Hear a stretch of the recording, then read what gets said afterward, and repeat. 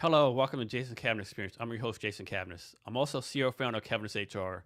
At Cavness HR, we deliver HR with our AI platform. We're partnered with the HR business partner. At Cavness HR, we're currently doing a refund to raise money to finish our product development.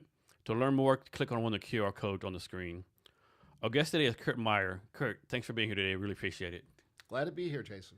So, Curt, how do you, first off, can you tell us how you take care of yourself right now? Like physically, mentally, spiritually, or however you want to define that? Yes, I must confess, I don't take particularly good care of myself physically, and I attribute that to all the activities that I have that limit me from getting into the gym, working out, etc. So I have a New Year's resolution coming to stay in shape physically. But I would say that more importantly than physical shape is cognitive shape. And I'm in my late 60s now, and I take pride in the fact that I'm always challenging myself mentally through all the different things that I'm involved in. So, in that respect, I think I'm in great shape, Jason. And what do you do for fun, like hobbies and stuff like that? Yeah, I really love golf. Not exactly the greatest golfer in the world, but I have a lot of fun with it here locally. I've gone on some bucket list trips recently. I went to Ireland and Northern Ireland with a friend back in August, a year and a half ago, with a Notre Dame alumni group, actually. We played 4 rounds at some legendary courses, and we followed that up with a Notre Dame Navy game to kick off the season 2 years ago. So next, before we move on, you're a veteran. We'll talk about that later, but your daughter's a veteran too. And I want to talk about the little pin you have in your shirt real fast. Yeah, Jason, this pin signifies that I'm a Blue Star father, meaning that I have a daughter or son on active duty. And I'm very proud to say that my daughter is a pilot in the Navy, and she's serving aboard an aircraft carrier in the Pacific that's set to deploy soon. Nice. How long has you been in the military? I've been in the I was in the military for 5 years. Basically, I got a Navy ROTC scholarship to the University of Notre Dame. And in return for that scholarship, I had a commitment and had to make a decision between being a pilot, going naval aviation, becoming a Marine officer, a surface officer, and I elected to go nuclear submarines. And how long has your daughter been in? My daughter has been in a little over 5 years. She was commissioned right when the pandemic started. In fact, it was a shame, Jason. Her senior year, she came back from spring break and basically was told that's the end of the school year. And so the graduation was done virtually, and even her naval commissioning was done virtually. So that was a little disappointing. But Do you and your daughter ever like compare notes, like how the military was back when you in the military, now how your daughter's dealing with the military, like how the military has changed through all these years? well, remarkably, it's been somewhat consistent from what I can tell. Again, she's in a different community. I mean, the naval forces have different communities for aviators, submariners, and surface warfare types. I would say, because I stay close to the submarine community, that the standards are still consistent in terms of the quality of the people that they get and the mission. So Hey, Kurt, I would just say that scoot up just a little bit. they're, the predominance of women in the military has changed the most significantly since I left in the mid 80s. I mean, for example, there were no women in submarines at all until the last decade and a half or so. So that has had a dramatic impact. So changing subjects. Back in 2019, you were recognized as an IBA Booker of the Year. Can you talk about that? What does that mean to you? Sure, Jason. I came to IBA in 2018 after I had sold my own business brokerage firm. And I had developed a relationship with the owner where I represented buyers, he represented sellers. And so I got to know IBA in terms of their professionalism, attention to detail, and such. And when I sold my own business, I remained friends with that owner. We shared Mariner tickets and did various things together. And he asked me to come on board, not as a deal maker, as a business broker or merger and acquisition intermediary, but more for business development purposes, where I would seek out the owners of privately held and family owned businesses in manufacturing, services, and retail and get them to engage us to sell their business. So in 2019, I was recognized for those business development efforts in terms of developing relationships with all our key referral sources, who are primarily financial advisors, CPAs, business attorneys, folks, professionals, business professionals that know the owners of businesses. And when it's time for them to consider an exit through a sale, they refer them to me. So I was recognized for those efforts. So we're going to talk about everything you're doing a little bit, but first I want to talk about this, right? Like you said, you're in your late 60s. Seems like most people nowadays, they get 55, 68, they kind of retire, quit, don't do anything. Like, why are you still doing this? Like, why are you still motivated, like, give value, like, to be involved in everything? When most people are like, okay, I'm done. Well, I think it's the competitor in me, quite frankly. I think that, when old athletes reach this age, they can't compete as much in sports. And so I treat business in a way as a competitive activity in that sense. And I think that it's really fun to problem solve. I mean, I'm in the merger and acquisition business brokerage industry, and basically what we are professional problem solvers. We use our knowledge, experience, and skill to get deals done. And so I like to do that because every single deal is different and challenging. It's a different industry, it's a different situation. And it's very fulfilling to me to see an owner who has put in years of hard work into a business. It gives me great joy to see them exit and be able to profit from all that effort. And so by enabling them to achieve their exit strategy and be able to afford a good retirement and feel proud and about the legacy that they've developed, that makes me feel good. So I might be making this up, but I think I remember reading somewhere like a lot of baby boomers, they have to sell the business for the reason, but like their kids don't want to take it over. So now there's all these businesses out there that make a profit, and they're trying to find someone to buy it. Is that kind of true? Well, it's true. The demographics are such that the baby boomers that all own these businesses are now approaching their 80s, and so they can't go on indefinitely. So if they don't have a family member as part of their succession plan, or they don't have a key employee that has enough money to take them out, then they have no alternative but to sell. But one thing to keep in mind is that it has truly been a seller's market. In other words, we have probably 10 times as many buyers as we do opportunities for them to buy. And what's interesting about that, you might say, well, why is that? Think about it. If you were the owner of a business and you were taking $100,000 a year out of it, or $500,000 or $1 million, pick a number, whatever that number is. As the owner, if you're happy with that, why the heck would you want to sell it? What else are you going to do? You're having the time of your life. And so we're really at the mercy of these baby boomers retiring. And that's probably where 75, 80% of our referrals come from, are from owners that are retiring, which is a great reason for a buyer to want to buy that business, because a new buyer can bring a new energy, maybe new skill sets. The current owner may have been coasting for a while, so there's real upside potential there for a buyer. But in our business, there are good, profitable, solid businesses are hard to find, again, because the owner doesn't want to give that up. What have you seen as like being some deal breakers, as far like people trying to sell this, like deal breakers when they can't sell because of what they're doing? Well, I would say that the number one deal breaker would be non-transparency on the part of an owner with the buyer, where the buyer finds something in due diligence, maybe finds that there is an unusual customer concentration, or he finds out that the key employees are going to leave day one.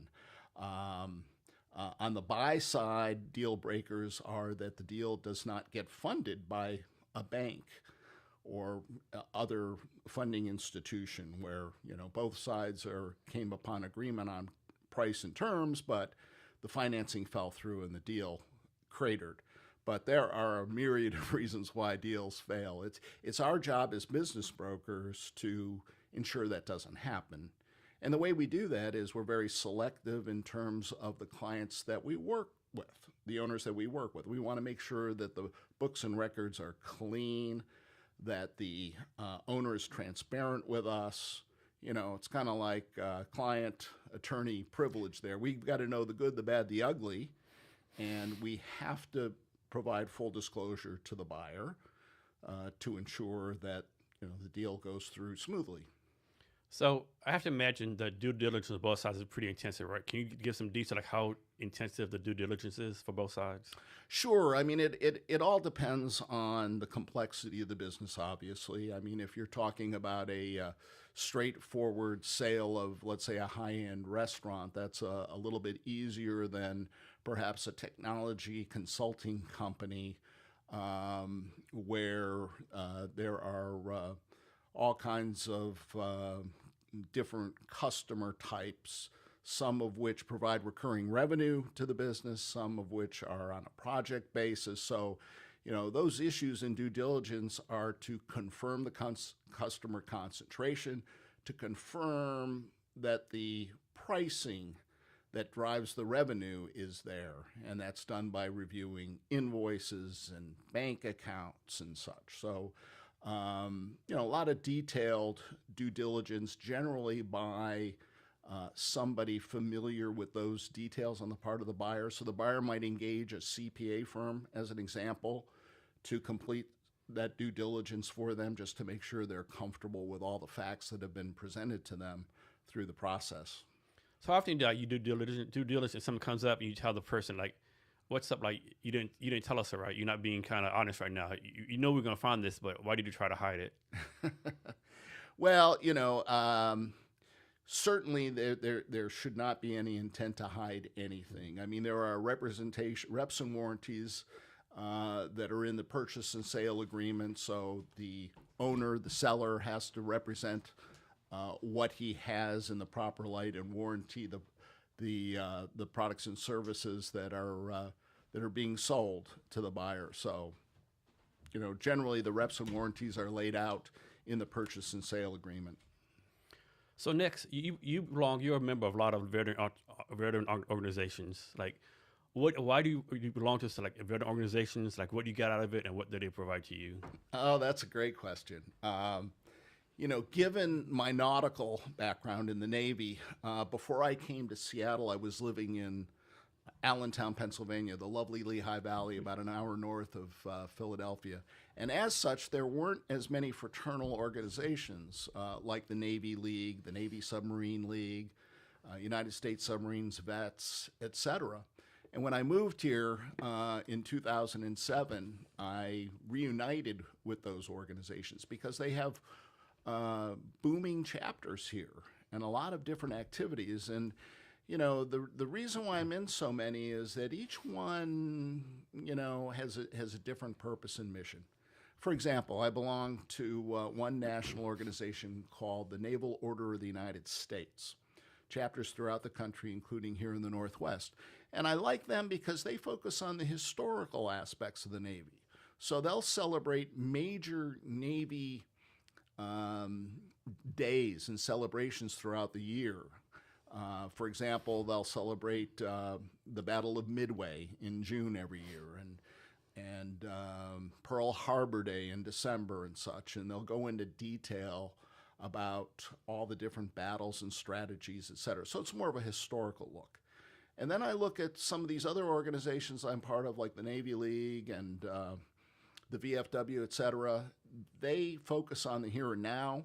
A lot of them have missions to serve veterans that are within their geography and such, or serve the community. So let's talk about this, right? So of course, the United States is a military superpower. A lot of people think that's because of Army or Air Force, but I think, I'm saying this as an Army officer, like it's actually the Navy, right? I remember this book back in the 1890s by, I think it was Alfred Mahon, some of the war power of the Navy, whatever. Like I can't remember the title of the book. Admiral Mahon, yes. Yeah. And I think it's because our Navy, we're like a superpower, right? Because our Navy is everywhere. We control the sea lanes. Like if some random country says we're going to block the Persian Gulf, we go there and take care of business, right? So talk about, from your point of view, how the Navy is like such a world of our superpower status across the world. Yeah, I think the key to it is promoting trade throughout the world. from Asia to the United States, from the United States to Europe, et cetera. So it's control of the seas is important for the economic engine of the world. And, by default, since the 1800s, we've had the largest and strongest Navy in the world, and so we use it to keep these sea lanes open and such. And I don't think people realize what goes on every day out there, what kind of mission the Navy has every single day. We kind of take it for granted. For example, in my service in submarines, it continues today where we have many, many submarines deployed throughout the world, underwater, undetected, and ready to launch missiles in the case of strategic deterrence. They have the ability to launch missiles and hit targets pretty much anywhere in the world. And we have the surface ships in places like the Straits of Taiwan to, ensure that China knows that we're serious about, keeping the sea lanes open and protecting our allies and such. And so, the mission of the Navy is clearly worldwide, in the air, on the surface, and under the seas. Yeah, I remember I got a minor in history in college. I used to be a big history buff. I actually used to want to be a history teacher way back in the day. I remember I was also a big fan of Teddy Roosevelt, President Teddy Roosevelt. I remember one time, like, he had this great white fleet he sent out in Congress, like, we're not gonna fund them, right? And President was like, well, they're already like 2 days out. If you cut the money off, you want them to run out of gas. That's on you, right? And so he sent the Great White Fleet all the war, like kind of like send them into power. Another thing I don't people realize, like, for lack of a better term, if you mess up boats, we go to war with you, right? Because we did the Spanish-American War because suppose they blew up a boat in Havana. Went to World War I because I think they blew up the Lusitania, and then the Tonkin Gulf, which actually probably didn't happen. So I think that for the war, if you mess up boats, it's odds are going to war with you, That's right. It was kind of interesting, yeah. So next, I thought this was very interesting, right? So you worked for Uber and Lyft as a driver from 2016 to 2018. I thought it was very interesting, right? Like, Jason, it's funny that you picked up on that because anyone who looks at my LinkedIn profile would have to look in the not in the work experience, but in the volunteer activities. Yeah. And I bury it there. But yes, when I sold one of my last businesses that I owned, I had an opportunity to do some things that I had never done before. I did some angel investing. I was visiting my older parents on the East Coast. And at the same time, I decided, geez, this would be kind of interesting to drive Uber and Lyft. And I didn't just do it for a couple of trips. As you probably noted, yeah. I delivered over 3,000 trips. So, I did it on a pretty good scale. And the stories I have for you, we could go on forever there. But needless to say, it was very satisfying, or I would not have done that. Certainly wasn't for the financial return. But it was a great experience, and it also provided great opportunity for me for business development as well, because I met a lot of business people, and conversations come up in terms of, hey, what did you do for a living, and which led to, business opportunities and such. So yeah, because you have this person in your car of like maybe 10, 20 minutes, maybe longer, right? That's right. That's right. I mean, you have enough time to bond with people, but you have to read people the right way. And I do pride myself in being a salesman. So, some folks want to remain quiet or be on their phone. But let's face it, human beings, by and large, they're social animals. Okay. You might have some folks that are, more introverted. And then you've got folks like me that are extroverted. But, people like being around people. And if you engage them in the right way, it's great to have a wonderful conversation and learn about them. I mean, here in Seattle, we had a lot of visitors, handled a lot of visitors and, telling them about the area and understanding what drove them here and such was very interesting. So, the whole Uber Lyft experience is one both for, the consumer, using the service as well as the drivers. It's just a wonderful, wonderful thing in my opinion. So can you tell us any like crazy stories of a rider, like just something off the wall? Well, yeah, I had a real nice ride from the Microsoft campus one day. Picked up a couple of guys that obviously had just come from a strategic planning meeting, and they were going to a high-end restaurant in Seattle. And I think they pretty much dismissed me as a driver as kind of a non-entity. I think they view Uber and Lyft drivers as utilities. So, they commenced to have a debrief of their meeting in the back seat. And They're like, yeah, this guy doesn't understand what we're talking about. This is way over his head. exactly. They're talking about, competing against Google or something like that. And, at the end of the day, I couldn't help myself. I mean, there was no gesture to acknowledge my existence or say hello or whatever, except at the very end, the person who booked the call looked at me and said, well, geez, do you do this for a living? And I said, well, no, not really. They said, well, what do you do for a living? And I said, well, I'm a writer for the Wall Street Journal business section, and they'll find this conversation to be very interesting. And the guy turned white. He just revealed the corporate secrets. Yeah, oh, shit. And I tell him that I'm a writer for the Wall Street Journal. And he said, well, of course, this remains confidential. And I said, well, that's commensurate with the size of the tip you're going to leave me. Exactly right. So, yeah, that was kind of funny. Oh, man, that's really funny. And you're also involved in a helium company? Well, I managed the global helium business for Air Products and Chemicals. Okay. So Air Products probably at the time, this is in the late 90s, owned maybe 40% of the global market in terms of production and supply of helium. And it was a very important product line for the company, and it was a global business, so we had customers throughout the world. And it was very satisfying. The applications for helium are not just for balloons, my friend. Our primary customer was General Electric Medical Systems and Siemens Medical Systems, which used liquid helium to keep their MRI magnets cold. And that's how they operate at near zero conditions. And so General Electric was a major customer of mine. And as you recall from the mid-90s, GE was run by Jack Welch and then Jeff Immelt, and they were a tough customer to satisfy, let me tell you. Isn't like all the helium like in Lubbock, Texas, or Amarillo, Texas, something like that? Boy, you're knowledgeable. Not too many people know that. Yes, you're right. In the United States, helium is found in select natural gas fields where it's concentrated. And in that Four Corners area of Texas and Oklahoma and Kansas, that's a prime source. There are other sources in Wyoming and that part of the country as well. But this is a global product line. So other sources are in Qatar. Air Products had plants in Algeria as well. So all over the place. Does helium have any like Department of Defense things they do with it? Is it used for the Department of Defense any kind of way? Not really. I mean, it's used to pressurize the tanks that NASA uses. Mm-hmm. The hydrogen and oxygen that are in rockets and such. So it's used as an inerting agent and such, but it's not a gigantic strategic product used by the military. And helium is like a natural resource, like gas, oil. Like you find helium somewhere, and it's like a limited resource. It is a limited resource because, again, it tends to form where there is natural gas, but the concentrations are very, very low. Way under 1% of these natural gas fields have any kind of useful helium that can be extracted. So yes, it is a rare commodity.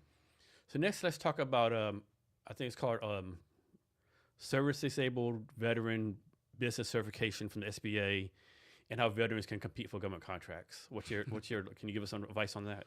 Well, I can. The government has set up programs to favorably view service-disabled veterans when it comes to contracting for different services and such. And so they're trying to look out for them and give them a leg up on others. However, I must tell you that the table stakes are that you're able to perform to the specifications of whatever agreement that you have. So this is not a charity case for these veterans, but it does give them the ability to have a first look at certain contracts and such. Yeah, I know like some people complain about government contracts. So the RFP will say, only 20 pages, only 12% all different things. People are like, why all this? Like, and looking at the government point of view, if you can't follow simple directions, like why are they gonna give you a multi-million-dollar contract? Does it make it easy to do a contract? Probably not. It's so bureaucratic, but man, you can't follow like simple page and font. Like, Right. yeah, yeah. So you were accepting, I think, something called, might have this wrong, something called a Rickover leadership thing for submarines or something like that. It's like really high profile, very hard to get into thing, right? Can you talk Yeah, about that? well, the nuclear propulsion program was established by Admiral Hyman Rickover. So he is a very famous, father of the nuclear navy. And when nuclear submarines were developed in the 1950s, when he went to staff the officer positions on submarines, he personally interviewed every single officer that went into the program, including Jimmy Carter. I think he's the most famous one that went through Rickover's program and such. And so that continued. So I met the admiral in the fall of 1978 when I was a senior at Notre Dame, engineering major. And again, you had to go to Crystal City outside of Washington, D.C. You had to take several written exams. Then you had several oral exams by Admiral Rickover's nuclear reactors staff. And then you had to have an actual interview with the admiral. And these can be very interesting interviews, as you can imagine. Mine was, oh boy, it was so anticlimactic. I was asked two questions. The admiral never made eye contact with me. I was escorted into his office. He had all these kind of papers in front of him with my, my grades and the results of the tests I had taken and the interviews, that were conducted that day. And all he could say is, why are these grades so shitty? And I said something, as I recall, well, adjustment to college curriculum, Admiral. And then he said, are you getting married? And I said, no, sir. And he said, that'll be all. And so that was it. So I thought, okay, he's not wasting his time on me because I wasn't exactly a stellar engineer in school. So anyway, found out that I got in, and the rest is history. But you're right. He individually interviewed every single officer that served in the nuclear Navy, both on surface ships and submarines. So what was the day in the life of a submarine for you like? Well, the days were long. When I first reported to the submarine, the number one priority was to become qualified to be a watch officer. And in my case, being an engineering officer, a junior officer, my goal was to be able to run the reactor plant. And so I had to get trained. I had to pass exams. I had to get everyone comfortable that I knew what I was doing. Once I got qualified, then the typical routine would be a 6-hour watch and then 6 hours off to where you would do your division officer responsibilities, paperwork, etc., more training on your own. And then you're on watch again for 6 hours. And then you go to sleep for 6 hours. And then you do it again and again and again. And you do this 24/7 for up to 3 months. I mean, I would spend, 103 days at sea consecutively without any kind of port visit or anything else, no communication from the outside, etc. So, it was rather intense. Now, on the flip side, when we finished our patrol, we would turn the crew over to another crew. So I was the blue crew. We would turn it over to the gold crew, and then we would go back to Pearl Harbor, where I was based, and we would have 3 months off. Now, during that time, we would, again, do some training during the day, but it was very low-key.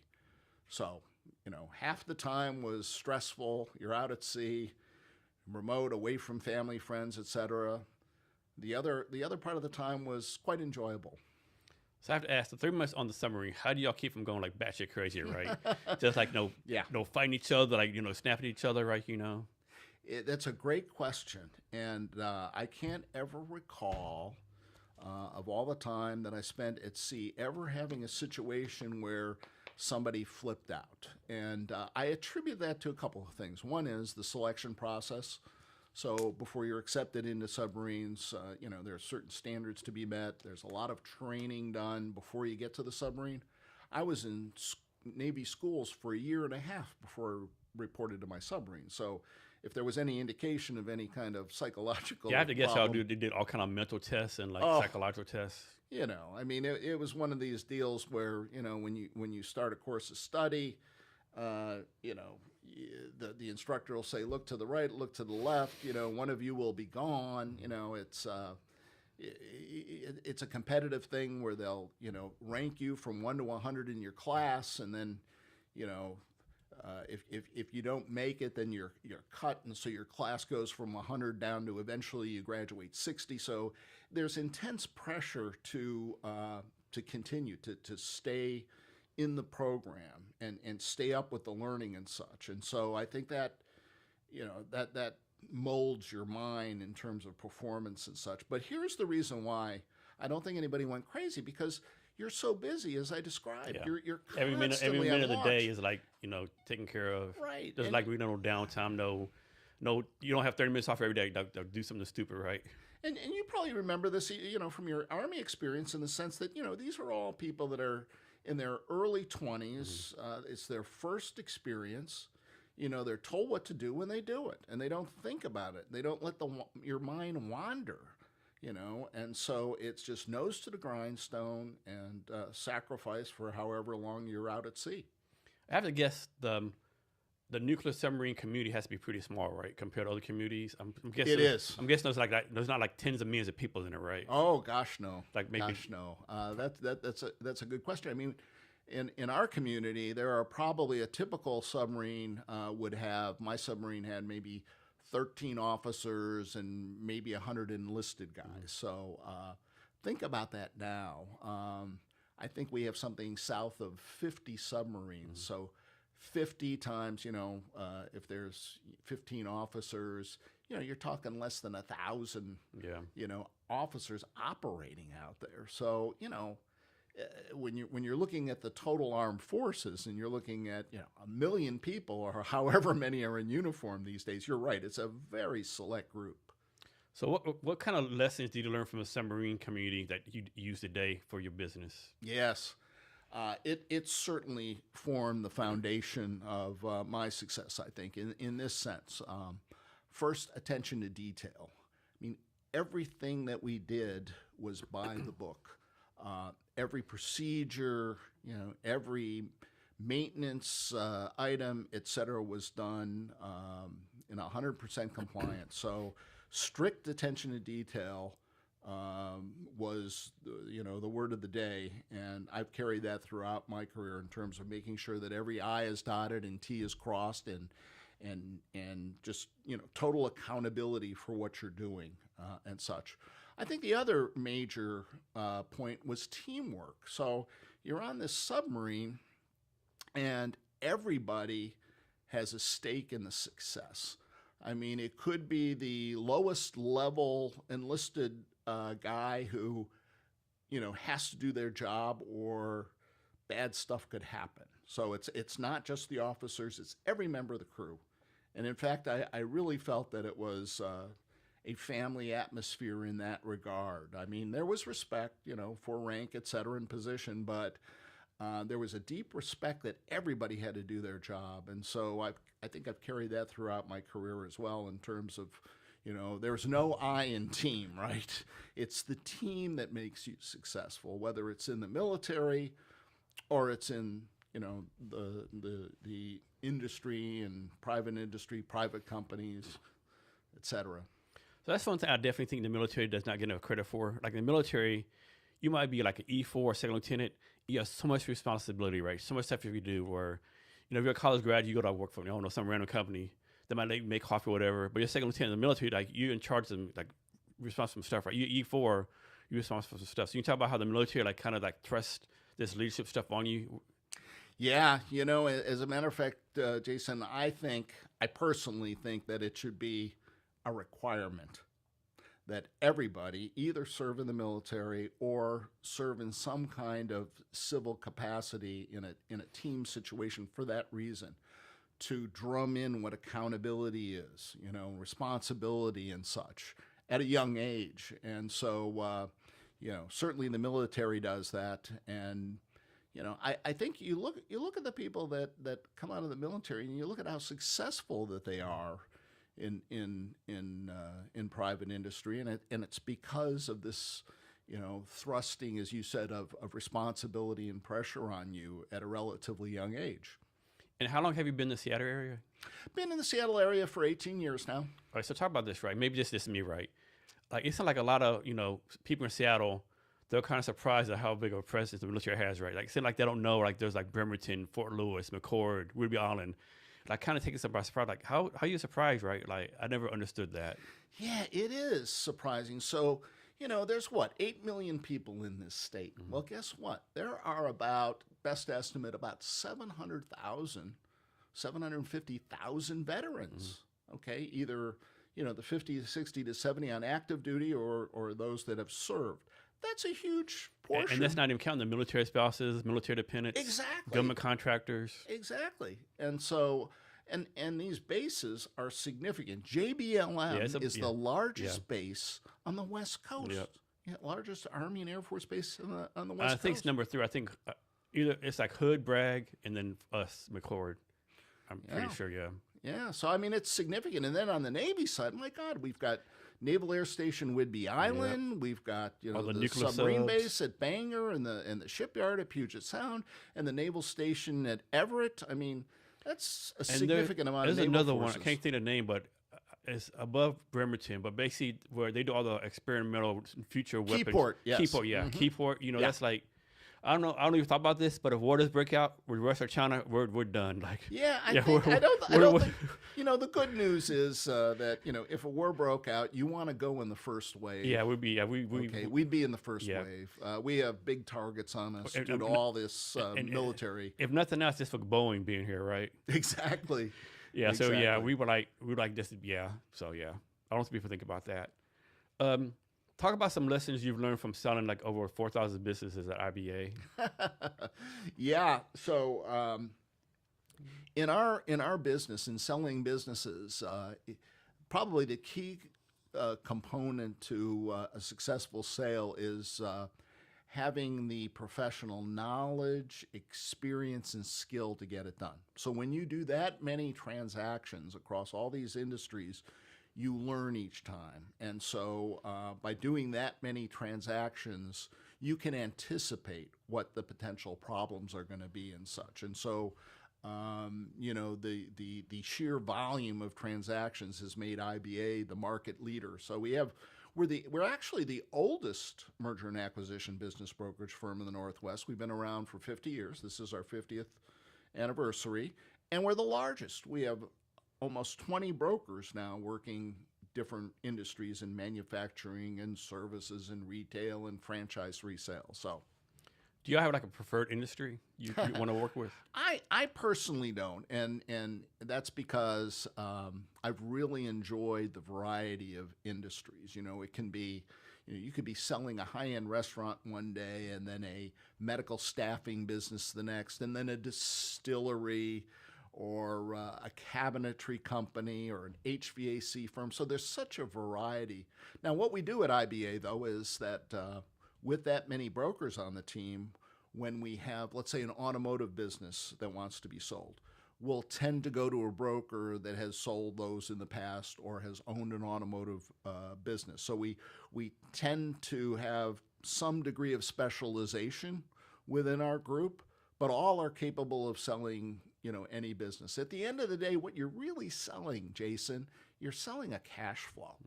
Whether that's coming from hospitality or manufacturing or services, you're selling an existing cash flow. And so, our brokers are quite capable of selling across all industries. How does this work? I suppose someone wants to sell their business and you're working with them and somebody gives them an offer, right? And you're in your mind like, man, this offer is kind of messed up, right? But the business owner like, man, I just got to take it, right? I need money. I need to take it. Do you like kind of convince, hey, I know you need money, but like, let's wait a while. Like, we can get something better for you? Yeah, that's a great question. So, we're working for the owner, the seller, and we want to meet his expectations. So let's talk a little bit about how we do that. So the first thing that we do when we meet an owner is to determine what is the fair market value of your business. And it's remarkable. I'm sure it comes to you as no surprise that the owners have an overinflated sense of what their business is worth, right? Yeah. So, if I'm meeting an owner for the first time and I have a little chit chat and get to know him a little bit, I'll tend to just throw the question out and say, oh, so your HVAC business here, what do you think it's worth? I'll just throw that out there, and it'll always come back with a round number with 6 zeros behind it. And the owner will say something like, well, $3 million. And I'll say, oh, that's interesting. Have you had an appraisal or something? I mean, what's driving that number? Why do you think it's $3 million? And at that point, he's being honest with me. He'll either say, well, geez, I've invested $3 million, thinking I've got to get at least $3 million out. Or he'll say, well, $3 million, that's what I need to retire. Or better yet, well, $3 million because my friend had a similar business and he sold it for a certain multiple. And based on that multiple, mine should be worth $3 million. And so I'll just react and say, well, that's all interesting, but we're in the business of determining what the right price is. And we'll do an evaluation for you free of charge. You'll give us a bunch of information to enable us to do it. You'll give us tax returns, P&Ls, asset register. We'll get to know your business. And we'll come back to you in a couple of weeks and we'll tell you what it is.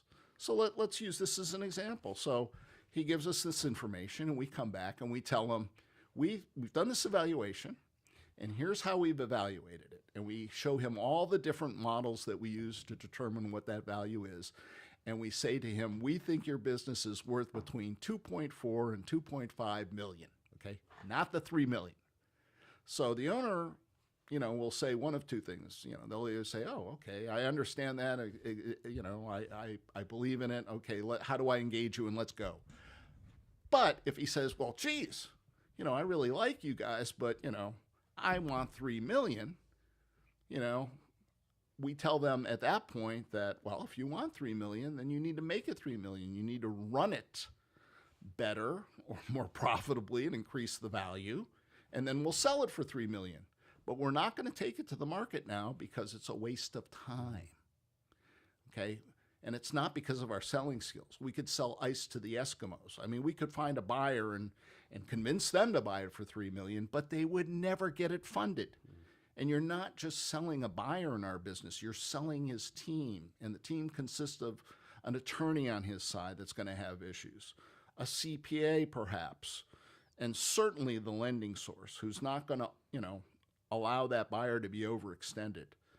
So at any rate, when the offers come in, as you were asking, what if an offer comes in and you don't think it's it's high enough as a broker? I think what we do, we have an obligation, just like in commercial and residential real estate, we have an obligation to bring all offers to the owner and allow the owner to make that decision. And if for whatever reason he wants to sell it at a lower price, then that's ultimately his decision. We will tell him that, we'll remind him that, hey, it hasn't been on the market that long.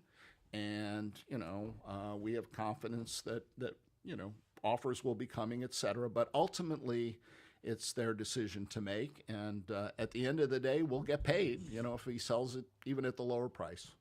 So how often have you found your experience, like, you do all these business people and you find out, okay, Tom Brown is a great cook, Lisa Marie is a great accountant, but they're not really good business people. How often do you find like these people own a business are not really business people? Well, it's interesting because as a firm, we do not take on distressed businesses. So we're only taking on businesses that have demonstrated profitability, which means that they have to be pretty capable business people to be able to be profitable for an extended period of time. So I haven't run into all that many that haven't been all that astute. Where I run into them is when I have that initial meeting and I realize, boy, this owner just, he's been very lucky perhaps. He really, you can size people up in this business rather quickly as to their business acumen and such. So, but there aren't that many people that can survive for many years without, having some degree of business acumen. And how do y'all get paid? Is it like a project fee? You get a percentage of the sale? How does that work?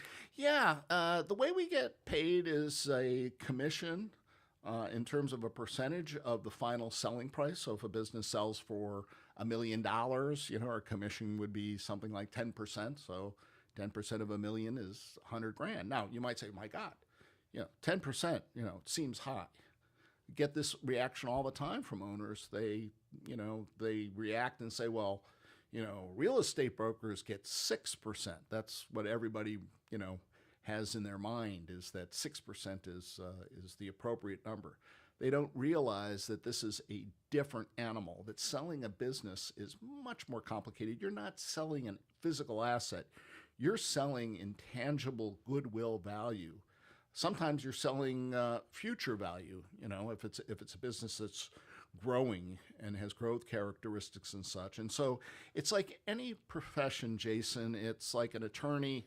You can find an attorney to do a business transaction for $350 an hour or $1,000 an hour. It's based on their knowledge, experience, and skill. And so that's where the percentage comes from. Now, if it's a larger deal, that kind of gets scaled down to a certain degree. But generally, it's a percentage of the selling price. Is it 10% like an industry standard, or just what y'all charge? Yeah, no. It's pretty much of an industry standard. I mean, if you're looking at businesses for $1 million, it's about 10%. If it's $5 million, it could be 8%. Mega deals in the lower end of the middle market could be a blend. Where the first several million are at 8%, and then the next few million are at 6%. So it's kind of a blended amount. And what we do is when somebody asks us a question, what's your charge or whatever, we tell them, once we do the evaluation for you, we will present the evaluation, tell you what your business is worth, and we will tell you what our commission rate will be. And we do that because in working through our evaluation, we get to know the business, and we get to know, more importantly, the owner. Is this owner going to be a pain in the rear end to deal with? Is this business going to be difficult to sell? Is it going to cost us more in terms of marketing dollars, time, et cetera? And that's what's going to drive us to the exact number in terms of the negotiated commission rate. What's been like how to put this, like kind of like the most off the wall business, like something like out of the ordinary, right? that y'all sold or helped with. Oh wow!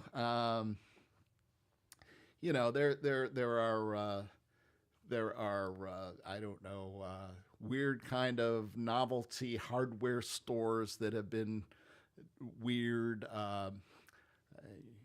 Certainly in the hospitality arena, different distilleries, different bars that have been sold. It's funny because anything can be sold if it has a cash flow associated with it. If somebody has built something that's generating cash, it can be sold. So it could be pretty much anything. I mean, we sell everything from salons to restaurants to manufacturing to home services to retail businesses of all sorts, candy stores and such. So. And these people, they find you, or you like do some research, and you say, okay, ABC Candy Company, they had a news article where they just sold $1 million or whatever. Like, how do you do the marketing stuff or find customers? Great question. So where do we find these wonderful clients of ours, the owners of businesses, and how do they find us? So in this world, everybody Googles things, right? So if you're an owner and you don't know anything and you're just thinking, I want to sell my business, you're gonna go online and you're gonna say, I want to sell my business, or business broker Seattle or some kind of keywords. So the first thing that we do is we make sure that we have the right SEO, that somebody is going to find us if they Google us, okay? And Google pay-per-clicks and all that good kind of stuff comes into play. But let me tell you where we really get our clients, the good ones, okay? We get them from direct professional referral sources. I mentioned before, we deal with financial advisors, CPA firms, transaction attorneys. Think about it. We want to find owners early. We want to find them so that when the decision is made to sell their business, they know we're there to sell it for them. So the way we do that is we work with folks like financial advisors and CPAs who are dealing with the owner all the time. And during their semi-annual reviews, the subject is bound to come up where the financial advisors will say, well, geez, you don't have any family members in this business. You're getting on in years. You don't want to wake up dead one morning and your wife, assumes this business and then it craters. You need to be proactive. So take the time to meet my friend Curt at IBA. Allow them to do a free business evaluation so they can determine what the value of your business is, what equity you have. Then we can do some planning. We can determine if that's enough to support your retirement. So the referrals will come directly from a financial advisor or CPA that will encourage that owner to meet with us. And so those are the serious ones that we want to see. So that's how we market. We market by fishing where the fish are. We go to different industry associations where these owners hang out. An example would be the Master Builders Association. Here in King and Snohomish County, there's a great association that's made up of home builders, contractors, plumbers, all kinds of small businesses, that are owned, privately held or family-owned businesses. And so they're going to the association to learn from each other, et cetera. And we want to be present in those communities so that when the owner decides, geez, I want to sell, they will have already met us and they know what we do and they know that we've sold similar businesses to theirs. So there's a comfort factor, there's a credibility factor. And so they'll come to us and say, hey, understand you sell businesses, can we get together? So those are the kind of introductions that we love. So they're, good, solid referrals based on trust.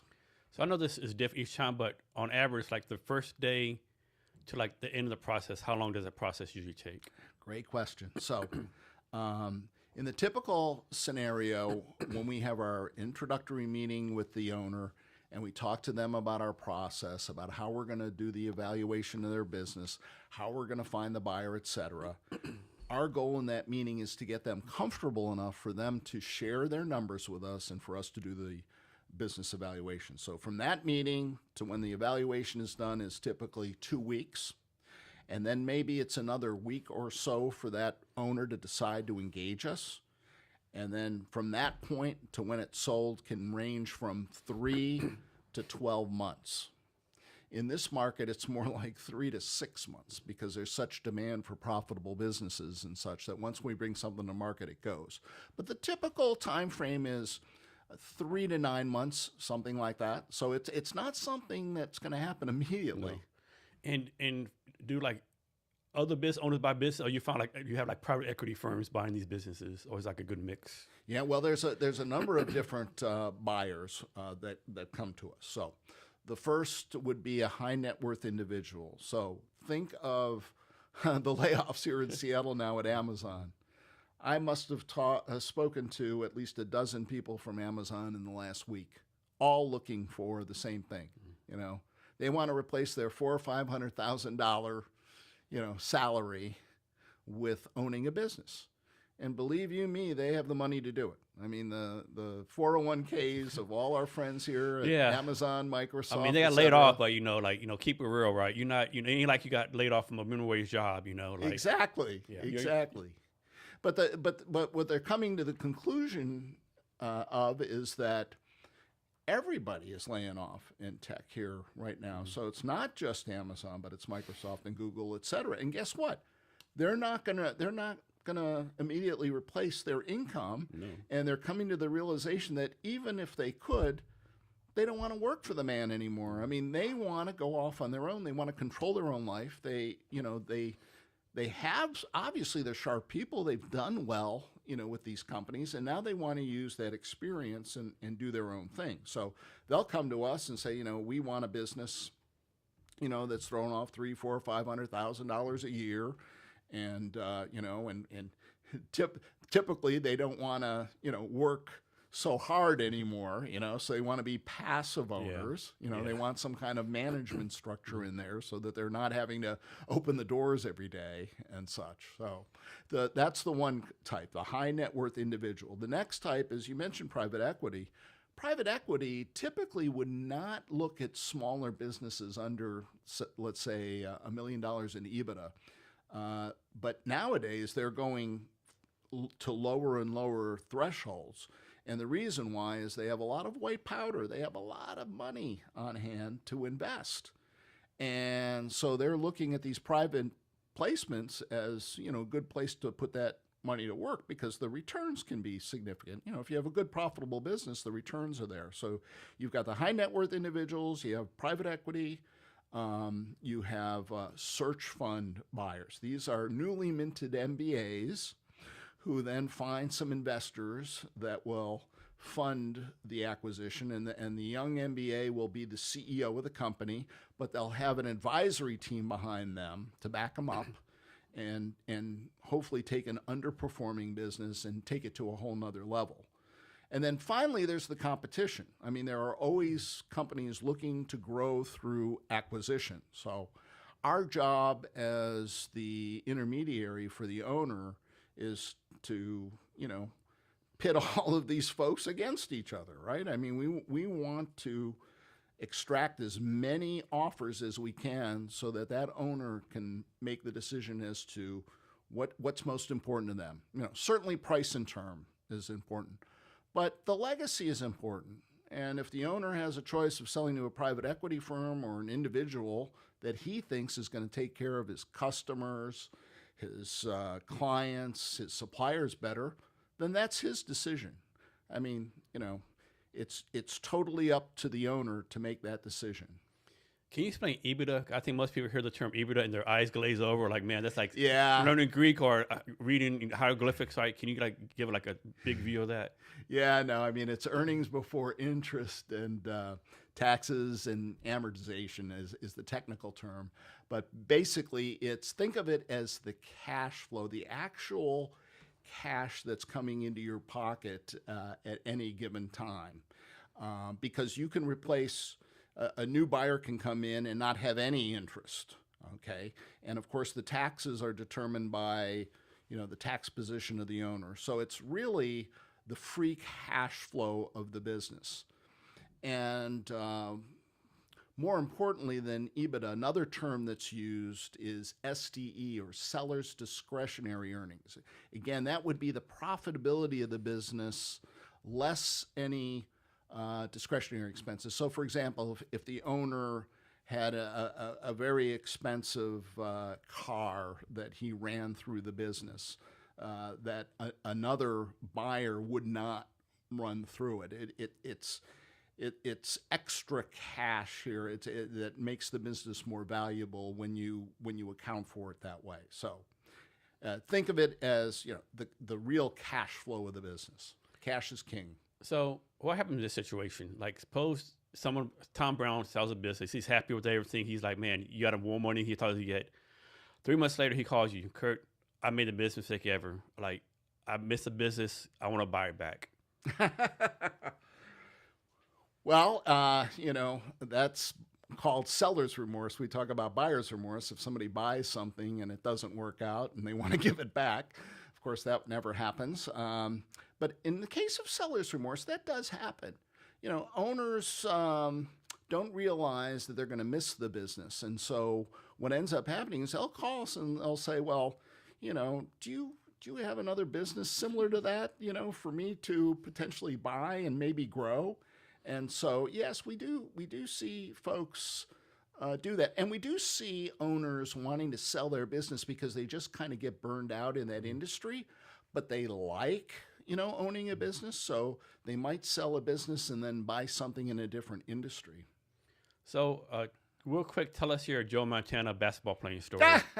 Sure. So I went to Notre Dame, and at Notre Dame, all of the athletes live in the dormitories. Okay, there isn't any kind of athletic dormitory. And so I lived on the South Quad at Notre Dame in Howard Hall. And Joe was, a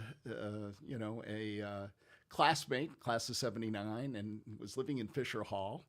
And the Rockney Memorial is at the south end of the quad, and so we would play basketball, pick up basketball games, etc. And I can't say that I was a personal friend of his, but I did play basketball with him.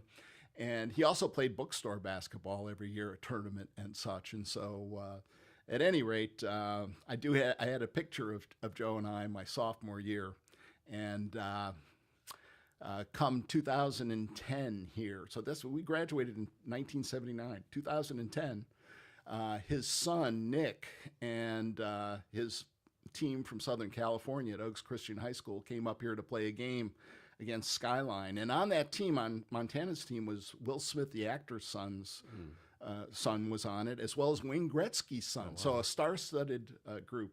And a friend of mine and I went to the game, and he pointed down on the sideline and said, "There's your buddy, Joe Montana. Aren't you going to introduce me?" What could I say? I mean, he wasn't exactly a close friend in college, but, I did play with him. So we went down, and I made eye contact with Joe, and I looked at my friend, and I said, "Joe couldn't shoot for whatever. He got all his garbage points in the paint." Mm-hmm. So Joe immediately knew I was talking about basketball, inter-hall basketball at Notre Dame, and he went with it and said, "Oh, I enjoyed that, but they wouldn't let me play anymore after I started in football for risk of injury." So it's kind of funny. And since that time, I have seen Joe. Last year at the USC game, my daughter and I went to LA, and at the pregame tailgating activity, he was at the Guinness tent because he's a spokesman for Guinness, and he's slinging Guinness beer. And of course, I took one from him and made contact and said, the good old days and such. So, I take great pride in saying that, know Joe. And another fact about Notre Dame football, for those of your listeners who know the Rudy story, the movie Rudy, probably the finest motivational sports movie of all time, in my opinion. I was actually at both the real Rudy game, my freshman year, and that was in November of 1975, 50 years ago. I was in the stands against Georgia Tech. We didn't know who Rudy was, I'll be honest with you. And then in 1992, my wife and I were at a Notre Dame football game against Boston College, and at halftime there was a commotion on the field. And we see a bunch of people taking this guy off on their shoulders, like in a Notre Dame uniform. What the heck is that? They were filming Rudy. That was Sean Austin going off on their shoulders. So didn't know anything about Rudy or what was going on until the movie came out, and realized, the whole story, which, by the way, was true. And it was a fabulous movie. It was the first movie made on the Notre Dame campus since Newt Rockne, All-American, where Ronald Reagan was, the famous actor in that one. So I know in 1979, Notre Dame played the University of Houston in the Cotton Bowl. Houston was in winning 34-12, like Ice Bowl, whatever. Ice Bowl. Yeah, Joe Montana came back and led him like a 35-34 victory. I I don't like this guy. Well, and then fast forward 1981, he threw the catch against Dallas, my favorite football team. The catch. Yeah, I said I really don't like this guy now. Yeah, in that game against Houston, he was in the locker room and he was cold as hell. Oh, yeah, they were giving him chicken soup and everything else. Yeah, I forgot about it. He had like the flu or something really sick. Yeah, I forgot about that. But the catch with Dwight Clark, I agree with you. That was something else. That established him in in infamy. Yeah, I know some people say like he's actually trying to throw it away, but Dwight Clark jumped so high, But yeah, I don't like this guy, but he was a badass quarterback. He was a gamer. Yeah. He was a gamer. Before Brady came along, he was the GOAT. Yeah, some people will argue that Joe Montana is better than Brady because Montana was undefeated, in the Super Bowl. So I don't know, different rules, different things. Like now, you really can't touch quarterbacks. Back then, they would get the crap knocked out of them. Nah, you're right. When I was a kid, I grew up in New Jersey, northern Jersey. So in the late '60s, my hero was Joe Namath and the Jets. Yeah, Joe Namath. Broadway Joe, he was my hero. So man, the Jets have not done anything since then, right? No, they haven't. So I'm on TikTok a lot, right? There's someone put a post, and they did the records of all the Jets coaches from the beginning with the Jets. No Jets coach has ever had a winning record. Wow. Not even Rex Ryan. Rex Ryan had a losing record too. Yeah, that's a shame. Yeah, yeah. I don't know. Maybe the '67 Jets sold the devil. Like, hey, get us one Super Bowl, and we'll be satisfied with it, right? Yeah. I don't know. Are you a big Notre Dame football fan? Absolutely. I took my brother to the SC game this year. We went to South Bend, night game, under the lights with the rain coming down, and beat our arch rival, top 25 game. Yes. I was at the first playoff game last year in college football history, December 19th in South Bend. It was 19 degrees, and we beat Indiana. And I actually went to the national championship game last year with my best friend from Notre Dame, who lives in Atlanta, where we lost to Ohio State. In fact, I spent more money on that ticket than it cost for tuition, room, and board the whole year at Notre Dame. Man. That shows you how things have been inflated in terms of college costs. What's your take on Notre Dame, like, not being in a conference? You know, we are in the ACC for all sports except football. And I think that with our leverage and national exposure, I mean, Notre the Dame NBC is a like national brand, right? It is. It's not like it's like, you know, North Dakota Tech Institute. Like Notre Dame, like it's like almost like the New York Yankees of college football. Exactly. And you know, we have such, you know, national rivalries, even against Navy, you know, which is not exactly a powerhouse football team, but, you know, there's a tradition there that dates back to World War II when Notre Dame survived by having the Navy train a lot of their officers for World War II there. So we have an obligation to Navy in a way to continue this rivalry. And they're very entertaining games and such. And then, of course, you know, the national games against SC and others. You know, we have such a lucrative TV contract with NBC that we don't need to be part of a conference. And that was the original contract, right? Way back in the day, NBC. Yes. That was the original TV contract. Yeah, that was very unusual in the day. As you recall, that was 30 years ago when that original agreement was signed, and it has been renewed, and we have been making a ton of money on it. And we need the money now. You know, college football has changed with NIL and the transfers. I mean, it's a different game now. Does Notre Dame take transfers? I would think they would. Yeah, we do. Do you? Okay.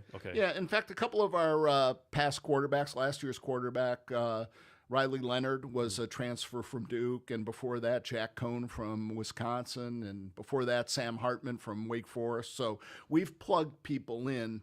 You know, I think that's just the way of college football now. I mean, if you're a player and you're not getting traction, you're not starting, and you don't see a path to start, you're going to go to another place where you can be a star. And we have seen people like Cam Ward last year, who was the Heisman Trophy winner at Miami. He came from Washington State. I mean, you know, he wasn't going to wait around. No, he has an interesting story. I know he played high school football with Texas, but they never threw the ball.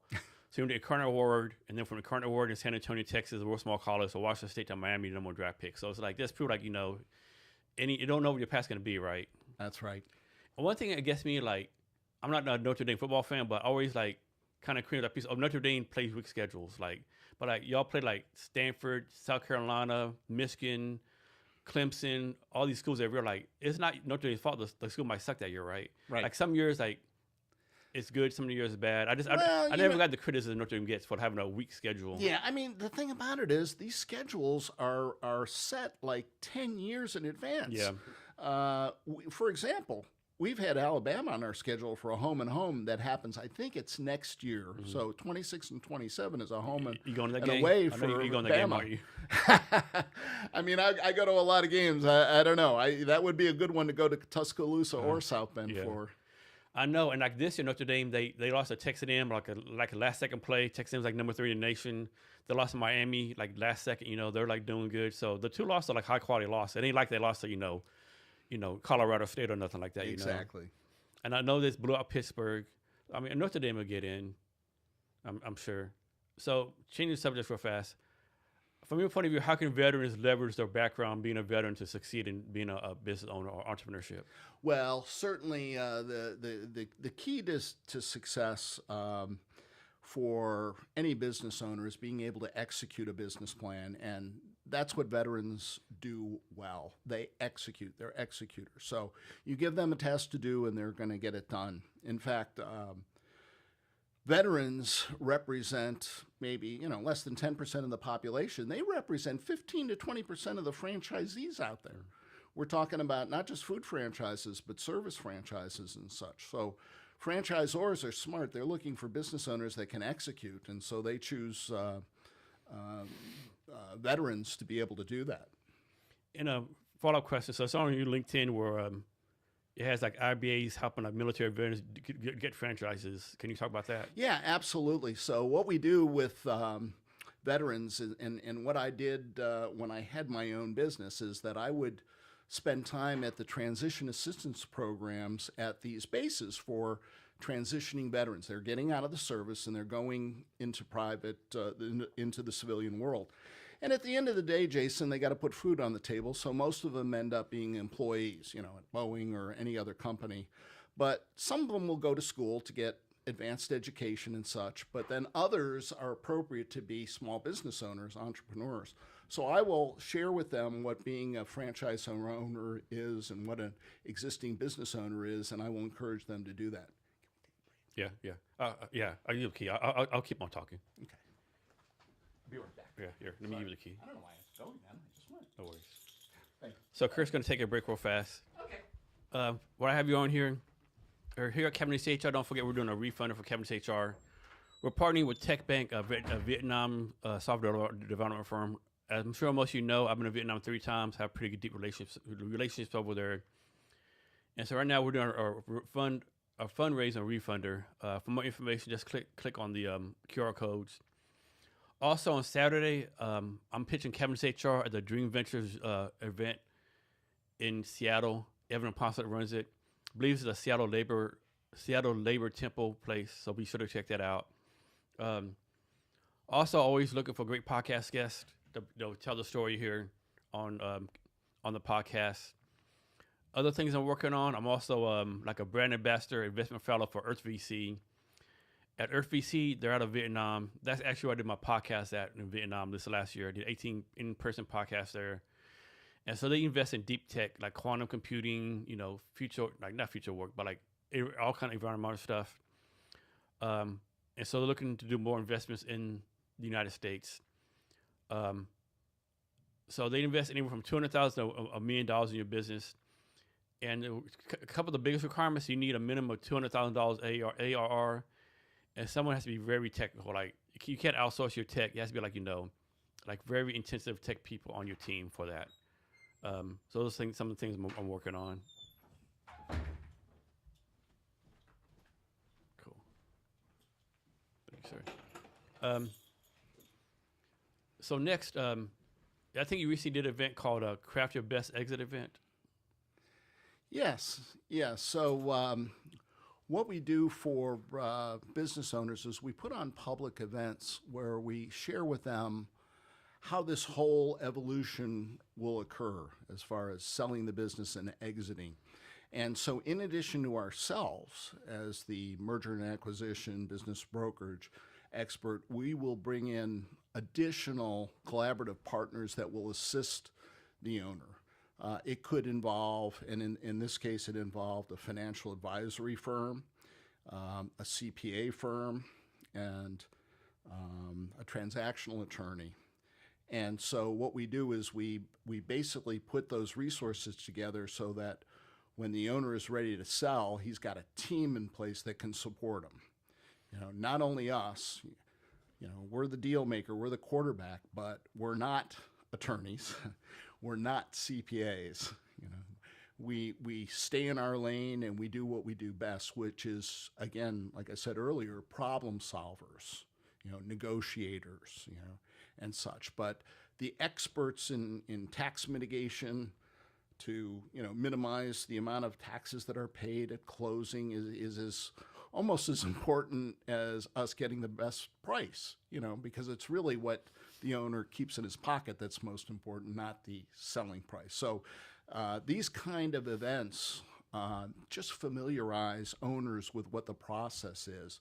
And again, it's like anything in life, it needs to be planned out. This is a serious equity event for them. They have more money in their business than they do their home or their portfolio or anywhere else.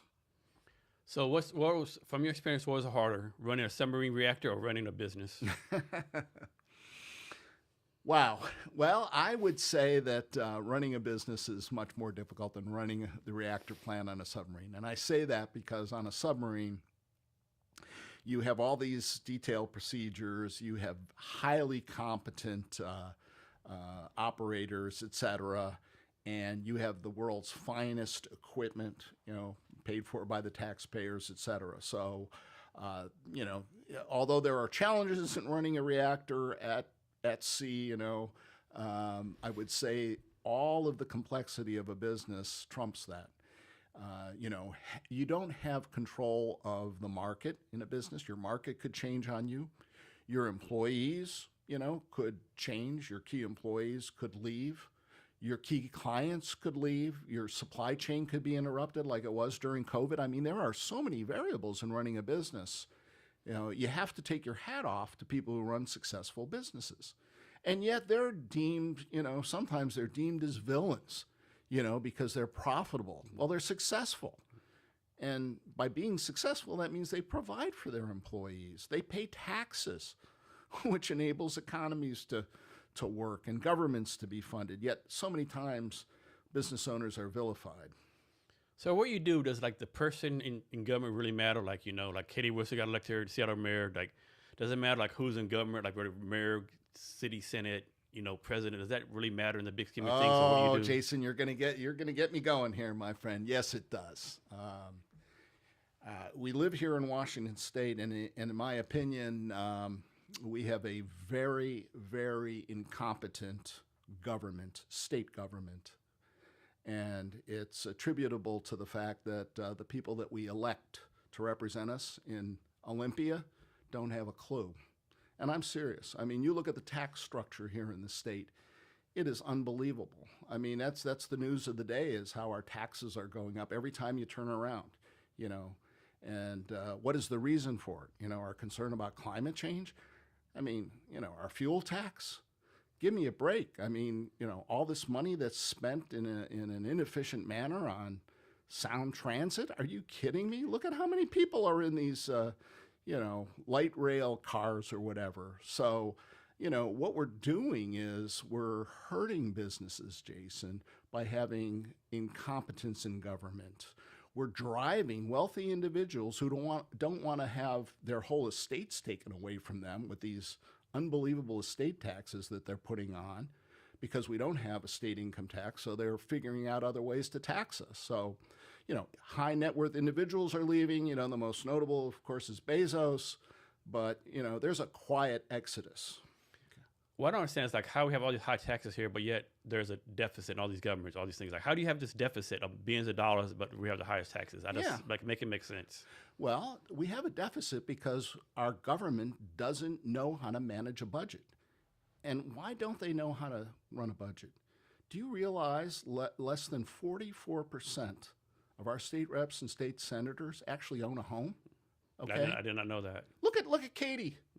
She doesn't even own a home, and now she has a $9 billion budget. I mean, give me a break.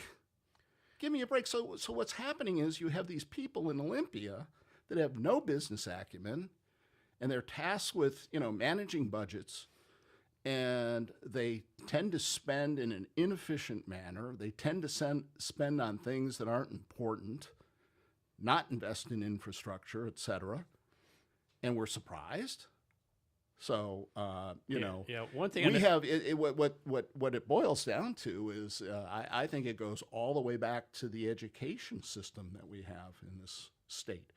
So, we have very intelligent people. We have a startup atmosphere. Here, Amazon, Microsoft, et cetera. But yet we're ranked worse than Mississippi in education. And why is that? Because we're not spending the money effectively. We've got, superintendents of schools that are making $300,000-$400,000, a ton of money. We have all this money going to them, but not going to the education of our kids. And why is that? Because of the strength of the teachers union and the SEIU, et cetera. So anyway, You got me going. I might mix this up, but I think I remember reading somewhere like in the city of Seattle, the number of Seattle admin people has actually increased, but the teachers have not, right? Exactly. Like and think about that. In a corporation, do you think that would be allowed? No. There is no way. There's no accountability. But here's the frustrating thing. So we recognize this. Okay, this is not something that just happened this year, but we've reached the tipping point, I believe, in Washington State. I think people are really teed off now, especially the people that generate the wealth. And so you would think the only way to change this is at the ballot box. Get rid of incompetence and put people in that know what the heck they're doing. We just had an election 2 weeks ago. We're turning even further left. You mentioned the mayoral race in Seattle. Blows my mind. We had 2 state Senate seats up that could have, had some great people added to the state Senate, but no. So anyway, it's difficult. I think the challenge with that too is in the state of Washington is definitely one party rule, but I really blame the Republican Party because the Republican Party here is to me just straight trash, right? I don't remember this. I think I'll say it was 2020. Then the government usually ran, and Republican Party ran some county sheriff from rural eastern Washington. Are you kidding me, right? He was this guy has no chance, right? He's all MAGA or whatever. It's man, can you at least pick a state senator or and then this last election, I can't think of her name. Not Patty Murray, but the other senator who ran. Smiley. Yeah. Tiffany Smiley ran. Yeah. So she ran, not her, I can't remember her name, but this doctor from Yakima ran against her. Oh, yeah, Raul Garcia. Yeah. But he came to Seattle once or twice, right?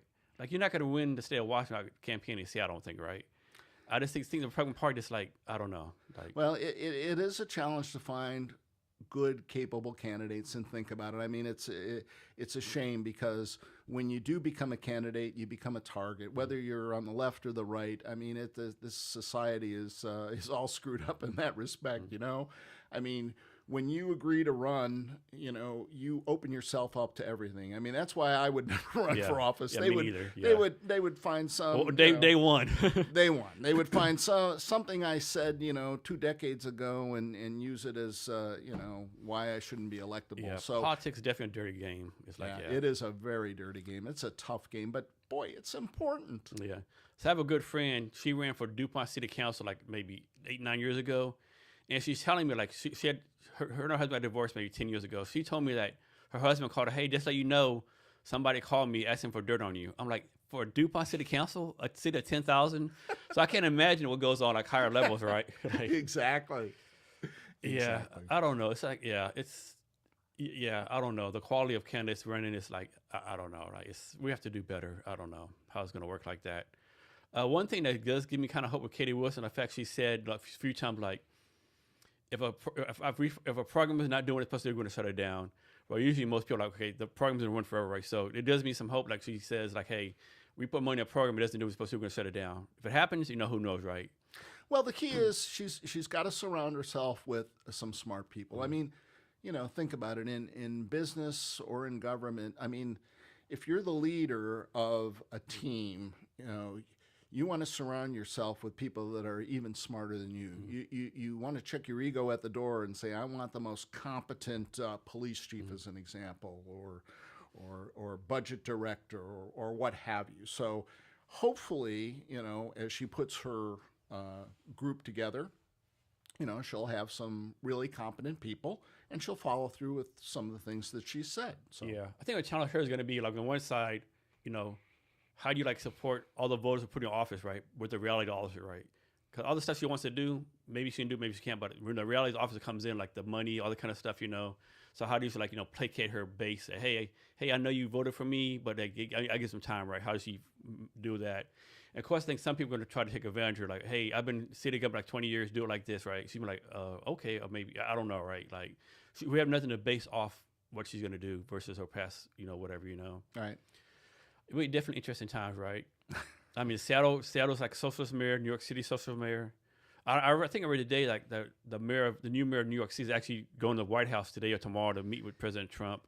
Yeah, that'll be an interesting meeting. You hope and pray that they get along, that there's some respect there. I mean, some are concerned that it could end up like a Zelensky meeting with Trump, right? That right? Blows up like that. I mean, no more funding for New York City, period. Yeah, I know, and you hope that doesn't happen. Yeah. So President Trump, we're putting all government workers, no military, no Air Force, no airport controllers. You just never know. I mean, I wish them both luck. I wish nobody in public office bad. Because they feel that place fails. You don't want that. And like people don't realize this. Like socialism is not the same as communism, right? There's two different systems. Right. Like I've been in Vietnam 3 times. There's socialists, right? But like I would argue, like Vietnam is like more capitalism instead of Washington is. Yeah. I don't know. It's been interesting. Just tell me where socialism has been effective anywhere at any time in the history of mankind. Yeah. I'm all ears. Yeah. I don't know that there's a better alternative than capitalism. I mean, capitalism is definitely the best, but I mean, Vietnam they're different. Like Vietnam's more like private market based. It's definitely different there. But yeah, I don't know. It's fun times. So what's your core leadership philosophy? Oh, core leadership philosophy.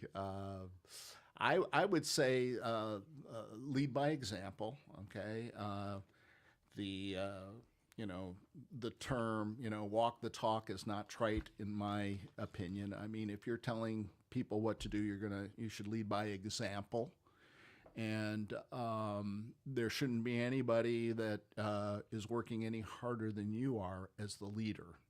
So that's a core. That's a core value. I'll share a hiring tip with you that is humorous. So at one point, I owned an adult daycare business where we took care of folks that had cognitive or physical impairments in a 6,000 square foot facility. And so my employees would include an executive director, a nurse, and an activity director. And under them would be caregivers, hourly workers, and such. And so we were hiring for an activity director. And my office had a window viewing the front entrance. And so what I did was I crumbled up a piece of paper and I dropped it on the sidewalk right in front of the door. I mean, in plain view.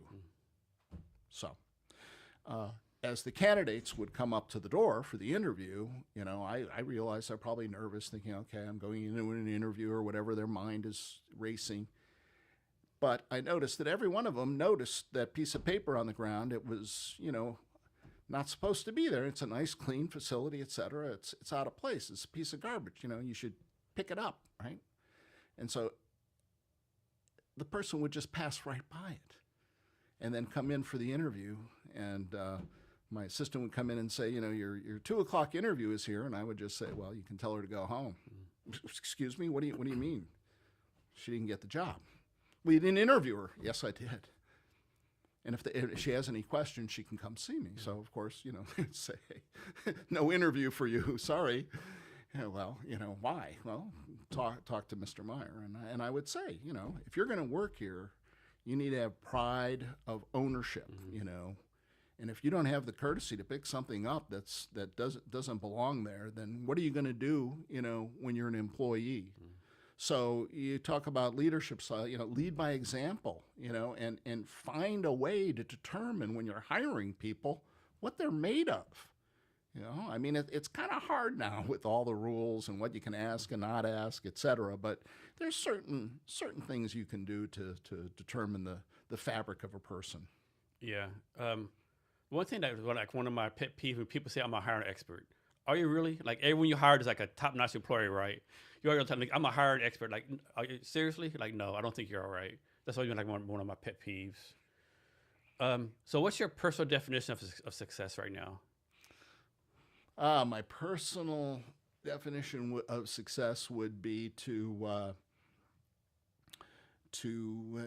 I hearken back to my philosophy course on Maslow's hierarchy of needs, where you're self-actualized. Success is where, you are comfortable at the top of that pyramid where, you're at a point where you're giving, you're in that give back mode. And I feel like I'm there now. I mean, I think I've been very fortunate to have had 3 distinct careers. I had that naval career, then I had the career in the Fortune 500 company, and then I had the entrepreneurial career.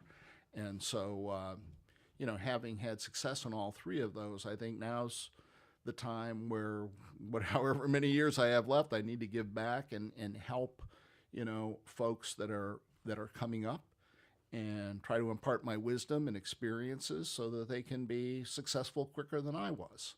So success is give back. So right now, in your mind, what are some industries that are like undervalued right now? Undervalued. I would say home services businesses, the plain Jane kind of businesses, carpentry businesses, plumbing businesses, home painting businesses.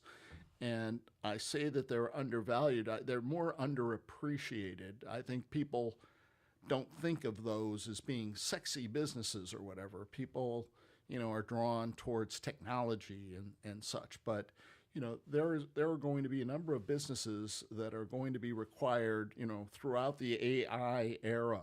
And so, those basic businesses, I think, are undervalued. I think that they, folks could buy those and do very, very well with them. How has AI changed like the M&A business? Well, it hasn't had as much of an effect as I thought yet.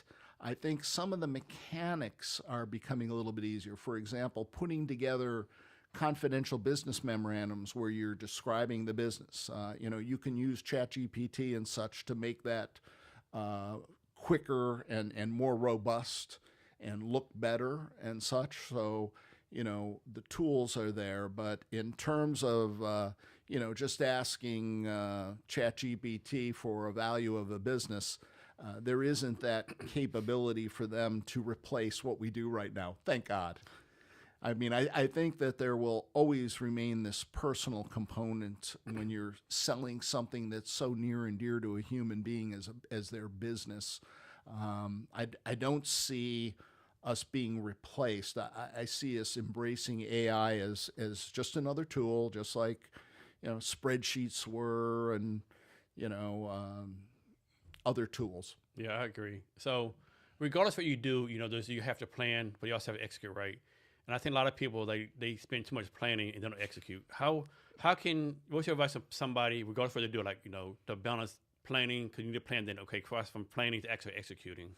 Yeah, this is really fun because, in my corporate career, planning was a big deal, major function, and we would spend a lot of time and energy in putting the plan together. And oh my God, it was so confidential, right? Oh my God, we've got to safeguard the plan, etc. My attitude is, who cares? I mean, let the competition have the plan. It's all, to your point, it's all in the execution. I think we get too hung up on planning. Planning should be pretty simple, pretty straightforward. And, the expenditure of time and effort has to be on the execution and such. And so, planning is great, but planning needs to be more simplified than people think, in my opinion. So don't tell the details, but what's something you have going on in your personal life or professional life that's really exciting to you right now?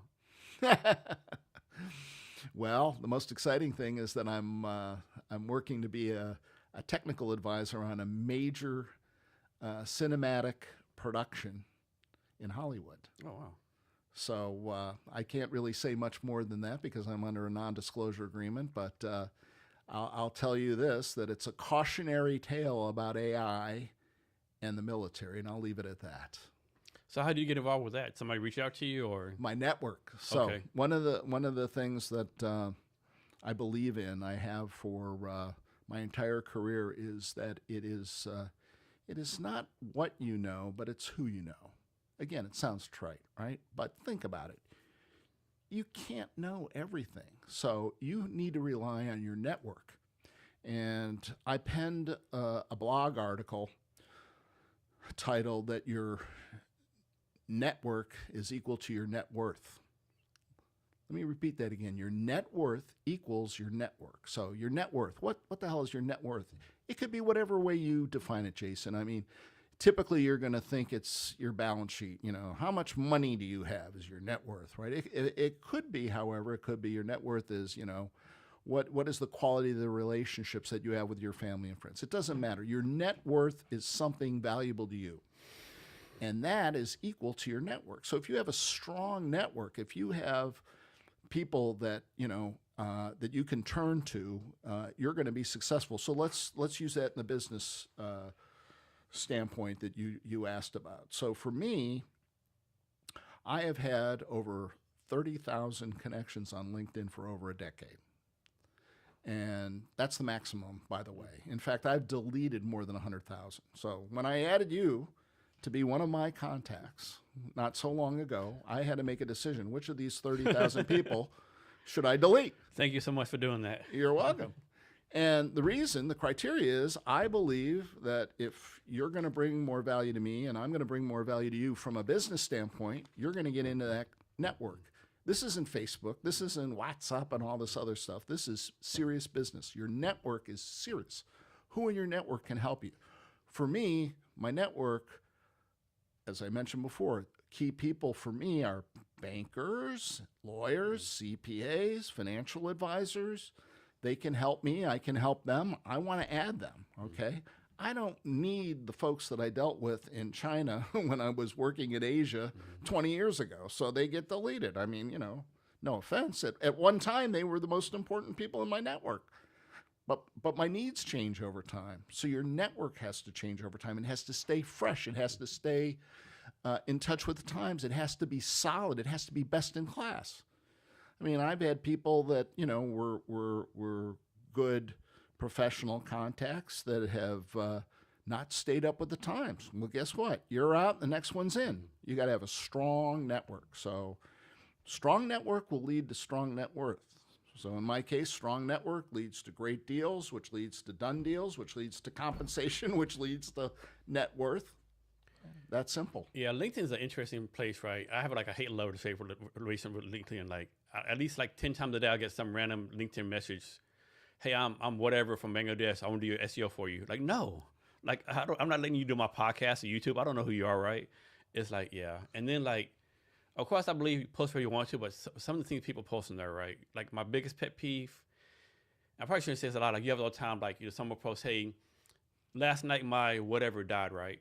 I'm like, you don't have better things to do than write like a 10,000 word essay? Like, I just don't get it, right? Yeah, there's a line between what's appropriate on LinkedIn and what's not. And again, it gets back to my point about my network. That's a business network. LinkedIn is business. So people start putting stuff like that in there. It dilutes it. It really does. I mean, I don't need to know details about your personal life in LinkedIn. What is it that you're communicating and how is it going to help me? I mean, that's what should be on there. LinkedIn should be, a forum for education, sharing things that can help you in business, that are of interest in business and such. And it's hard to police it because, LinkedIn's owned by what? Microsoft, and they want as many subscribers, and they want, they want to use it for the HR aspects and everything else. But it's the only thing. It's the best thing we have out there for business. There's nothing else close. There's nothing close. I mean, you have to use it, right? You have to use it. I mean, one thing, if someone says, "Hey, I use on post personal, but I just want to give a shout out to my daughter. She graduated from whatever college. That I get. But some of the stuff they do is like, man, like basically like my whatever died yesterday. I just cringe. Like I just cringe. Yeah.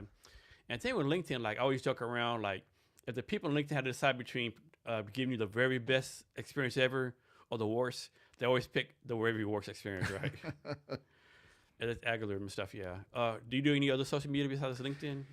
It's funny. A few years ago, I have two daughters that are now 27 and 30, but about 5 or 6 years ago, my daughters told me to get off of Facebook. They said, you shouldn't be there, you shouldn't open yourself up, et cetera. So I took their advice. However, now that they're out of the house, I am on Facebook just because people will send me stuff from Facebook, and you need to be a member to have access to it. But if people go to my Facebook page, they're going to see very little. It's like bare bones versus LinkedIn, which I reveal my whole life. Hell, you found my my Uber experience buried in the volunteer activity. So my LinkedIn profile is very robust, but Facebook, I keep it to a minimal amount because I don't want to be bothered. I don't want to be everybody's friend. People will reach out. I want to be a friend with you. For what purpose? To what end? Yeah, and Facebook is so cringe. Like all these people, like they're doing political stuff. And like, did you really just post that? Like what are you doing, right? And of course, with Facebook, you have to be like, a famous person to get really traction on there. It's all like ads and stuff. I don't know. What's like a favorite place you've traveled to so far? Oh my goodness. I would say the most recent was exhilarating. My wife and I went on a Viking River cruise in Portugal and Spain down the Douro River, and it was beautiful vineyards on both sides of the river, and scenic ancient villages and wonderful people, and Portugal. I had been to about every other country in Europe, but I hadn't been to Portugal. And the people there were warm and genuine. The cost was unbelievably low. That's probably the most reasonable place I've been in a long time, but it was beautiful. But, when I think of places that I've been fortunate to be, I would say my wife suggested we go see the Northern Lights way up north. So this is north of Fairbanks. This is north of the Arctic Circle. We went up there in March about 2 years or so ago, and that was quite an experience. The Northern Lights, diving. We were both scuba divers when we were younger, and some of the different dive sites were fantastic in our lives. I've been to every state, and every state has neat things to it. I've been to many, many countries. I was an expat in Asia. I lived in Malaysia for 2 years in Kuala Lumpur, so I had a chance to spend a lot of time in the Southeastern Asian countries, and they're beautiful, and their cultures, and all that kind of stuff. It's just great to be alive, isn't it, Jason? I mean, there's so many beautiful places to visit. It's hard to tell which one was the best. I know it gets like a lot of people say, "Oh, this is the worst time to be alive." Like, no, it's not. This is the best time to be alive, right? Like they talk about going back in the time, like, do you really want to live in the 1920s or like 1820s with no electricity, no warm water, or back in the 1500s they had the Black Plague? You live like 35 years. Like this is the best time to be alive. Although I would say, Jason, I agree with you as far as way back, but from a simplicity standpoint, I grew up in the 60s, right? When I was a kid, I went to high school in the mid 70s. And being a child in the 60s, there was this sense of security. You didn't have to lock doors. Mm-hmm. You didn't have the distractions of cell phones and all this kind of stuff. I mean, it was a simple time. Your parents would let you go out to play, and then you'd come back for dinner. Come back when the lights came on, that kind of stuff. Yeah. I mean, it was there's some innocence and simplicity that our kids never experienced that I miss. So. But to your point, this is the best of times. I mean, we have wonderful tools, all these things that we have to take advantage of, make our life, easier, more productive. We're knowledge is at our fingertips. Leisure activities. There's so many different things to do, so many different things to visit. So, I agree with you. This is the best of times. Yeah, I know back in the day you would let your kids play. I remember playing out as a kid all time of the night, and I let my kids play out all time of the night. But now you can't do it because, all these perverts and pedophiles out there, right? You can't be too safe nowadays. So now it's more like, more protectors, which is a bad thing because I think that definitely kids miss out on like that way of life, Yeah, they do. And then some people say, well, if we move forward like 30, 40 years, it'd be a better way of life. But really? Because maybe it might be a nuclear holocaust, we might be on Mars. Like, you never know what's going to happen in the future, right? Right. Yeah. How do you, as far as your cognitive skills, any tips to people, like how to keep your cognitive skills up to date, honed as you get advanced in age? Yeah, I think I'm not guilty of reading enough. My wife is a voracious reader, but I think reading, just basic reading, of books of varying subjects is important. I think that some kind of games, it could be card games, could be bridge, could be board games like chess, even electronic games. I'm not into them, but Xbox, I guess, and all that for the younger generation or whatever, they seem to be effective or whatever, but it's got to be something other than sitting on a couch and watching TV, which is so easy. I mean, you have so much media to choose from now to just sit down so much content and be passive. It's horrible. So you've got to be proactive in doing a game, doing an activity, reading, volunteering in an organization. And again, it's kind of funny when you think about, quote, retirement. I mean, why is it that when we get to 65, we think that that's the end, that that's retirement, and now it's I mean, time? you're gonna have at least 10, 20 more years of life easily. Easily. Probably more with all the medical advancements going on. And the thing about it is, I would ask all the 65-year-olds out there right now to say, aren't you at the peak of whatever the heck your profession is? I mean, at that point, you've worked all that time, you have the knowledge, experience, and skill at that point, and it's just going to get turned off? You got to be kidding me. So I don't think there's going to be any, that term retirement is changing rapidly. There isn't any going to be a defined. I mean, it's defined in terms of, when do you start taking Social Security and Medicare and such. But in terms of, turning it on or off, I don't think people are going to be just turning off when they reach a certain age. They shouldn't, that's for sure, because again, as we were talking, cognitively, you need to stay engaged or you're going to end up with dementia or Alzheimer's or worse. It isn't retirement, I mean, relatively a new thing, right? Like no one retired back in 1891, right? Or 1541. Like it's relatively a new term within like the last 100 years, right? Well, I mean, they ended up dying earlier you for a retired, variety of reasons. Yeah. So, yeah, you're right. Yeah, that's true. Tell us about your golf skills. So I am, as my friends will tell you, I'm all about the net. Okay, I'm all about the net. The most wonderful thing about golf is handicap, right? The handicap system. That enables me to play. I'm a bogey golfer. Okay, I have a handicap index that is north of 20, and always trying to get better. But I can enjoy a round playing with a scratch player or a 36 handicap as long as they respect the etiquette of golf and they move it along and they don't infringe upon your play. They don't take too long, or do things that are outlandish or whatever. They understand the etiquette of the game. It doesn't matter, your skill level. It matters that you don't cause the other person not to enjoy their game. So I love it from a physical standpoint. I love walking, and I love the scenery. I love the challenge, the competitiveness, and I love the camaraderie. And the best part is the 19th hole. Yes, exactly. I think one thing about golf is fun, but like you can't play golf with everyone, right? Like you don't want to spend like a half a day on the golf course with people you don't like, right? You got to have like a group of people, like 3 other people that you'd actually enjoy the company, right? Yeah, and sometimes it's hard to find.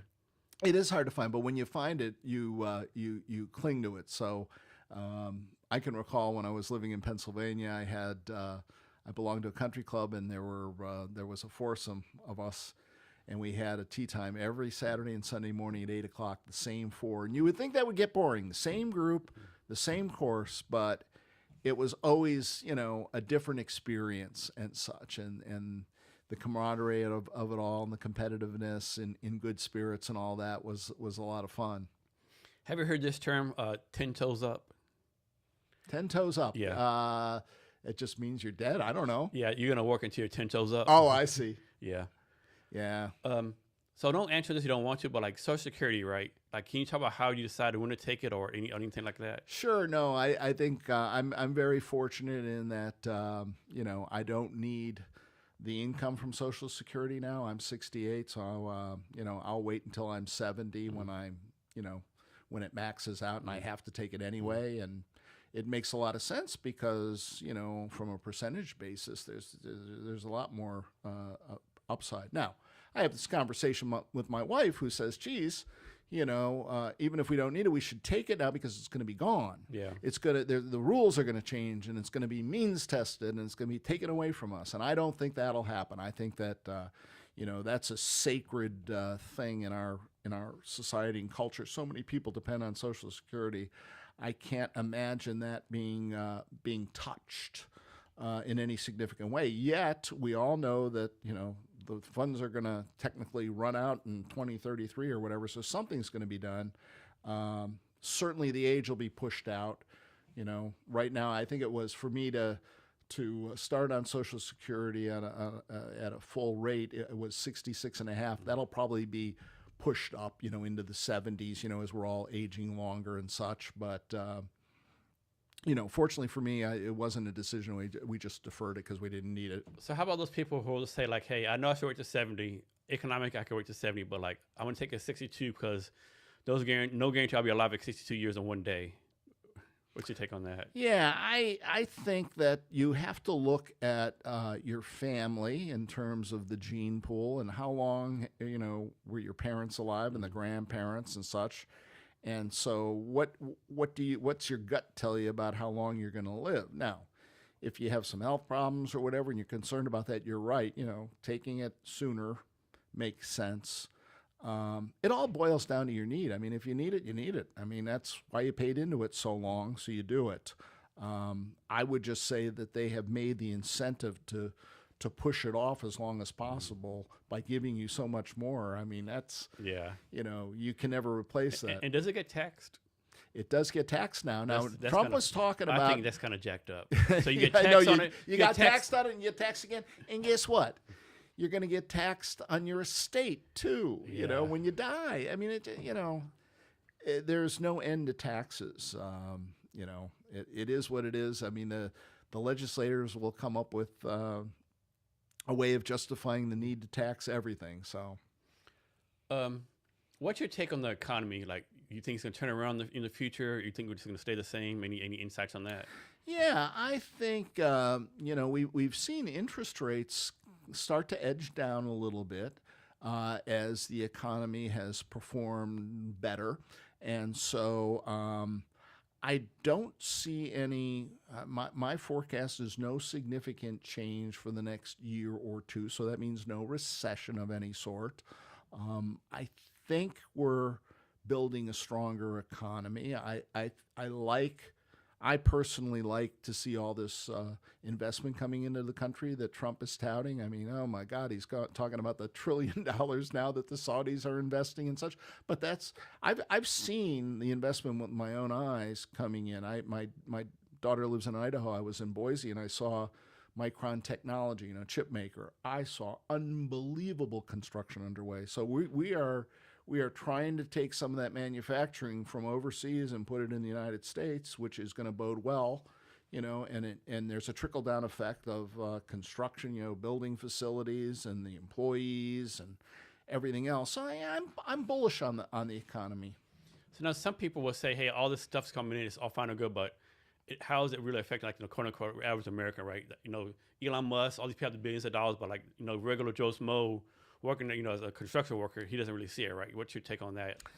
Yeah, I would say that the average American benefits from the standpoint of more jobs are going to be required to construct and then operate all of these facilities. So that means that they should be able to get higher wages and have more confidence in their employment. So I think the average American does benefit from all this stuff.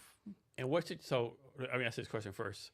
I think President Trump's been throwing out this idea, like giving every American $2,000 in midsummer, right? What's your take on that? For me, I'd rather have him reinvest it in the economy, reinvest in different things, make pay the debt down versus giving everyone $2,000. Of course, you use $2,000, everyone can't, but I think most people are going to waste that money, right? Where you can really invest in someone else. I agree with you. And all we have to do is look at what was given during the pandemic when we're throwing money around to people, trying to be nice, trying to be benevolent, but giving people stuff. I'm sorry. I'm a bit old-fashioned. I think that, you get what you deserve, you get what you earn, and you earn and get compensated based on the value that you bring. And if you want more in life, everybody wants more, everybody wants to improve their life. Well, we are in the land of opportunity. Okay, there isn't any place like this country in terms of ability to succeed and the ability to improve yourself. What it takes is effort, and it does take knowledge and education. But if you want to succeed, there are so many opportunities to gain knowledge. It all starts with education.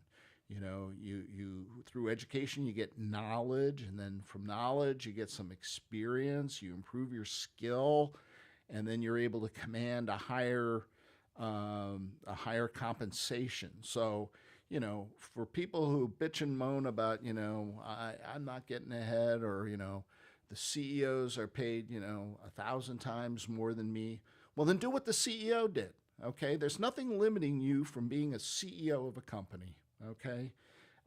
If you want, you need to find the education. There's ways of getting, education paid for through scholarships, through, I gave you the example of myself, you get a scholarship and you serve your country for 5 years. I mean, there's all kinds of ways to find money to get educated, to get the knowledge, to improve your lot in life. But I will also say this, that college isn't the key to success that it once was. I mean, we have a lot of people graduating from college with liberal arts degrees that aren't. There's no market for what for their history, major or whatever. I really think that we need more people in the trades. I mean, look at plumbers. Look at how much money they make. They make strong six figures with no debt. With no debt, and they're basically, working on their own in small businesses and such, and they enjoy a much higher quality of life than you think. Yeah. And it's just this paradigm that, somewhere in the 60s, 70s, 80s, it's like, well, you got to go to college to be able to. You're not a successful person if you go to college. Exactly. And I think a lot of parents were guilty of that. So my parents, as an example, were second generation immigrants. So imagine my grandparents. Picture my grandparents coming to Ellis Island from Germany in the 1920s. Okay, post World War I, Germany was ground zero, and they wanted to find a better way of life. So they came to the United States through Ellis Island, and they settled in Chicago. A lot of Germans in Chicagoland, and they met, and both grandparents had children. So my mom and dad were born, in 1930 or so, right before the Depression. So they're Depression kids, and they get married in the 50s. And I'm the oldest in my family, second generation German. My dad, highest education was high school, right? I mean, his parents never owned a home in their life. They never owned a car. So he came from a humble background. So he wanted to improve, he wanted to improve the life for his kids, for us. Just like his parents, wanted him to succeed. So, he graduated and ended up, after the Navy, going to work for AT&T for 40 years. So improved his life. Then my father wanted us to improve our life and go to college and such. And so we did. And but I think a lot of parents, they think that college is the ticket to success, and it's not. No. It's not I agree anymore. with you, yeah. I agree with you. So back to immigrants, right? I know you have heard a lot of Americans, the Americans against me, the man's against me, I can't get ahead. But you have immigrants come here every day and just like start companies, run circles around them, right? Mm-hmm. It's like, maybe it's the fact that a lot of Americans, we take it for granted, right? Where someone come to another country as an immigrant, like, okay, this is my opportunity, right? You just hear so many success stories from immigrants. Yes, I mean, I look on the east side here in Seattle, and I see all of the immigrants from India, in particular India, China, et cetera, that are in the technology market, and they're doing really well. And you look and wonder why they're doing so well, because the families are intact. They have mothers and fathers. So a lot of love there, and guidance, and respect for education.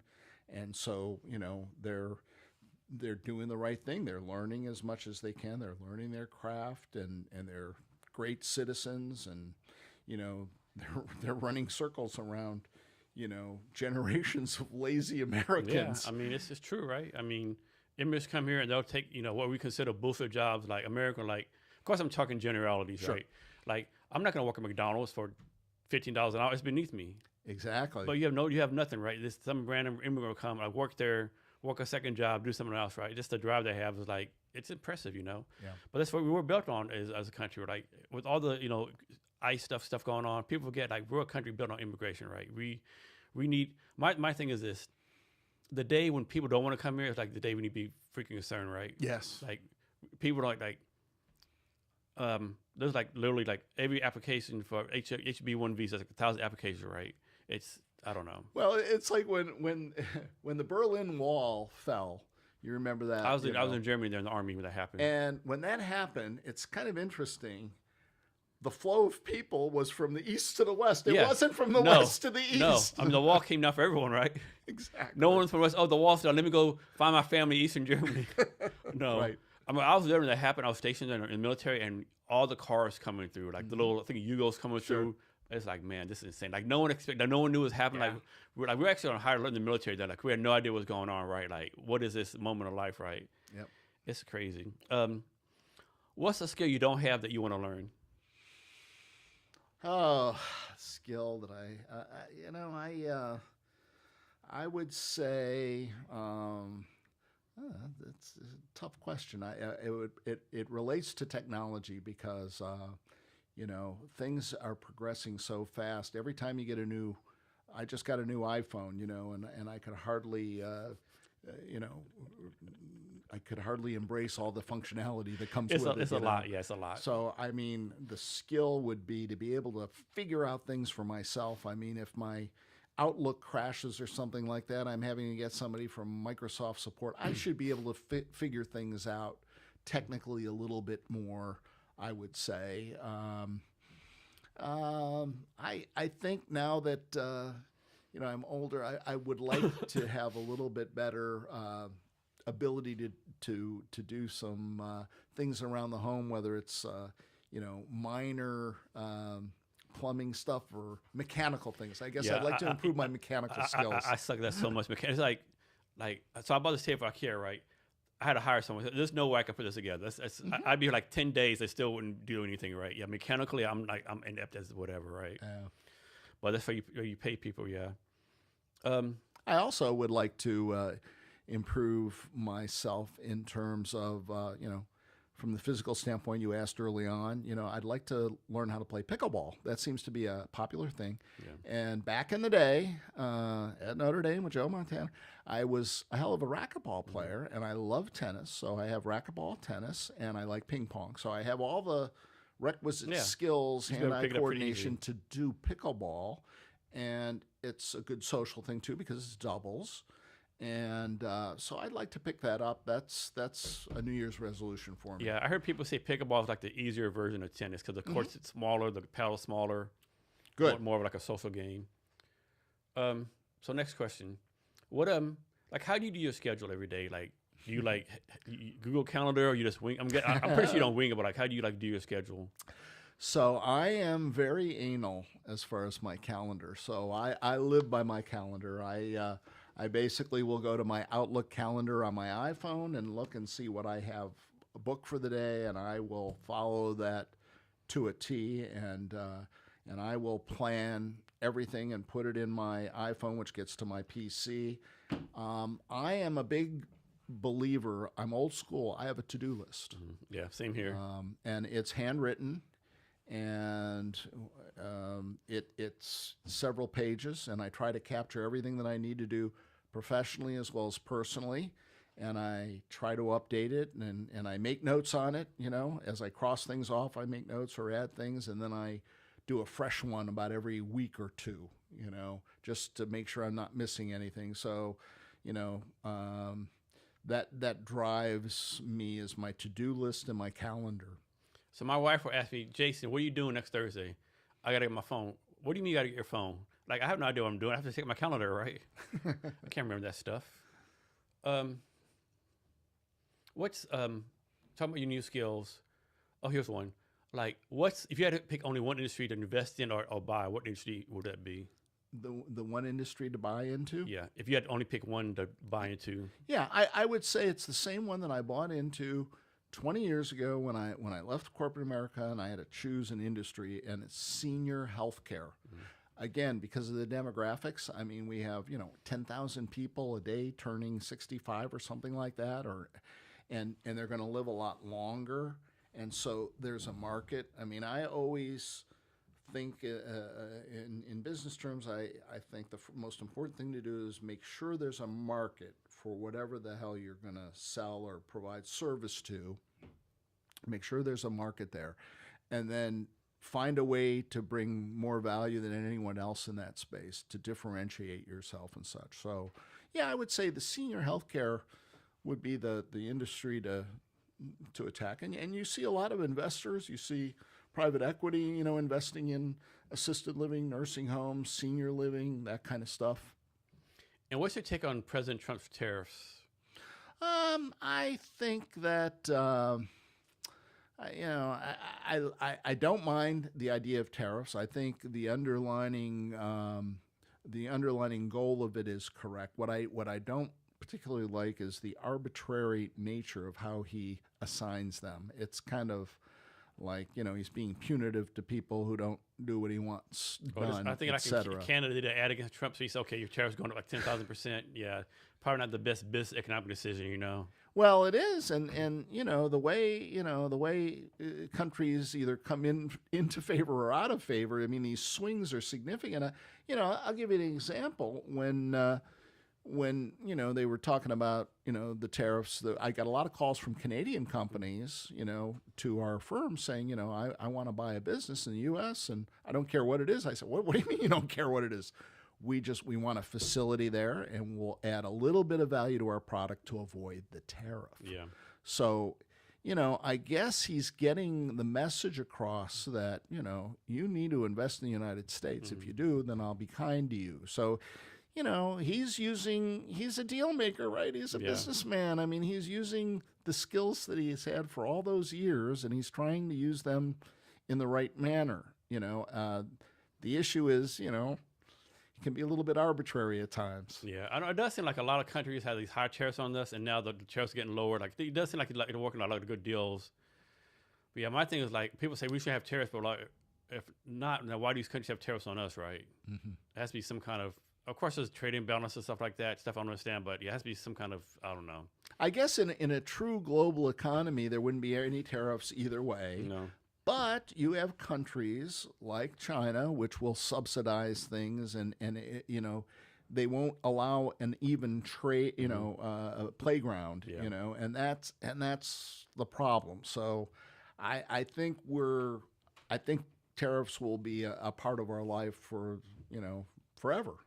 So I know back in the day, the United States would be like the number one manufacturing place in the world, right? And of course, that's China now. A lot of people say, bring the manufacturing jobs back to the United States. I don't think that will ever happen. What's your opinion on that? No, I don't think it will completely, that will be completely independent of manufacturing sources outside of the United States. I do think we'll have the key industries here, like chip making, as I mentioned earlier.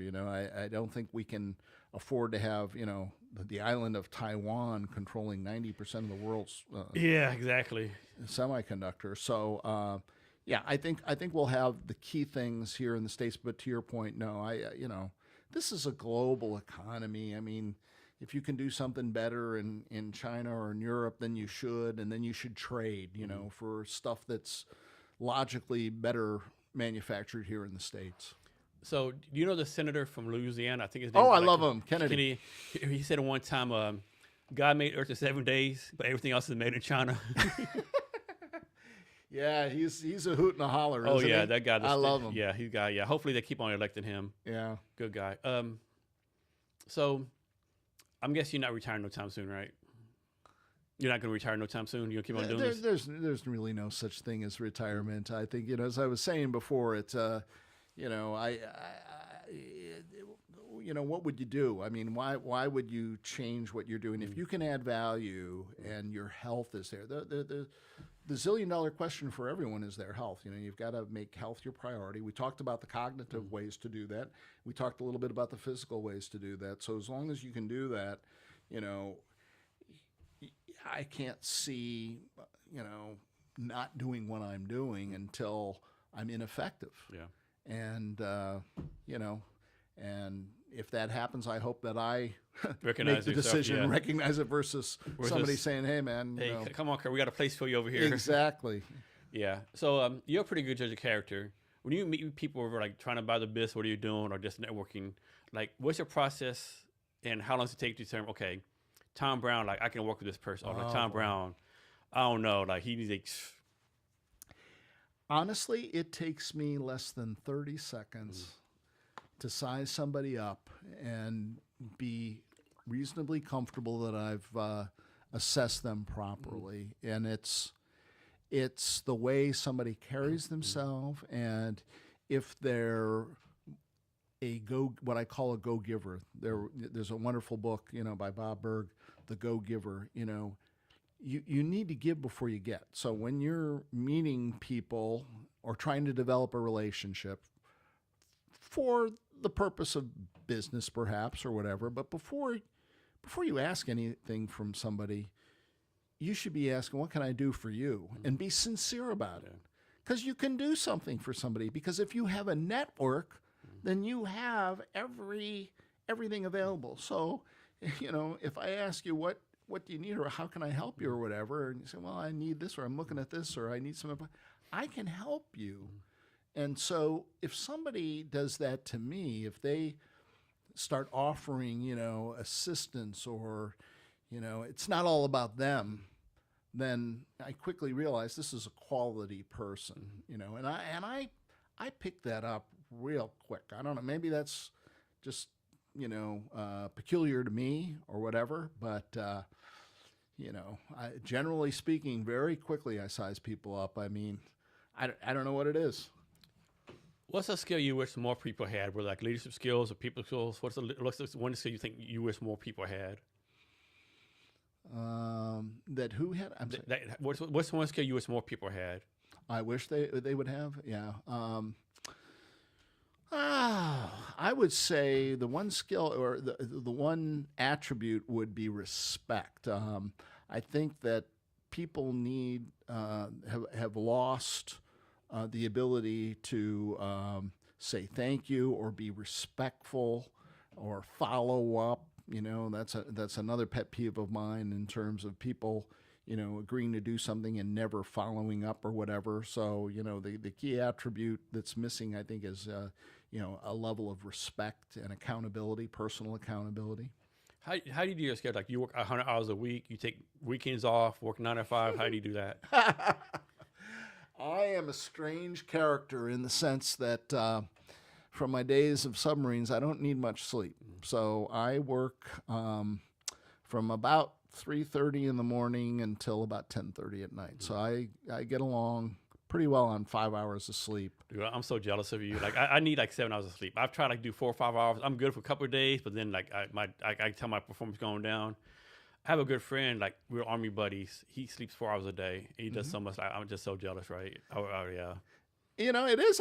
It's a bonus. I mean, I'm getting bonus time as compared to other people, because, as they're sleeping, I'm getting a lot of stuff done.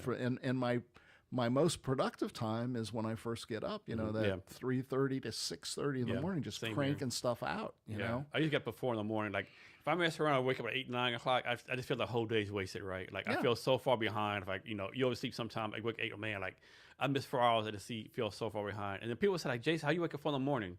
Like, well, I'm not going to bed at midnight, right? I'm not going to bed I'm going to bed, like, I'm getting ready for bed 8, 9 o'clock. I'm in bed at least by 10 o'clock, hopefully. Hopefully I'm asleep by 10 or 9, right? But yeah. Right. Yeah, sleep.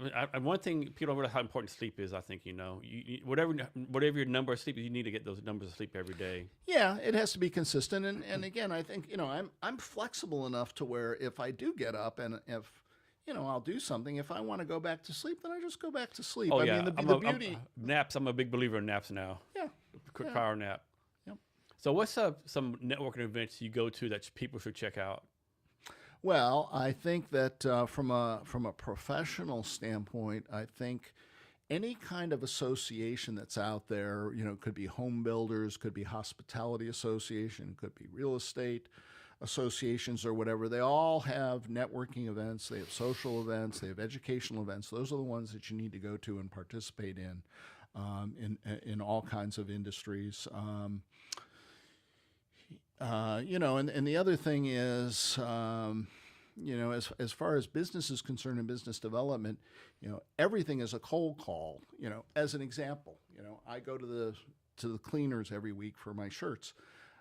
I have to be thinking about that owner of that business as potentially, somebody that I could sell their business for. So, amongst your network of friends, make sure they all know what you do for a living, and make sure, don't be shy about that. So how about this? Like, Suppose someone's going to a networking event. Of course, you go to network and give value, that kind of stuff.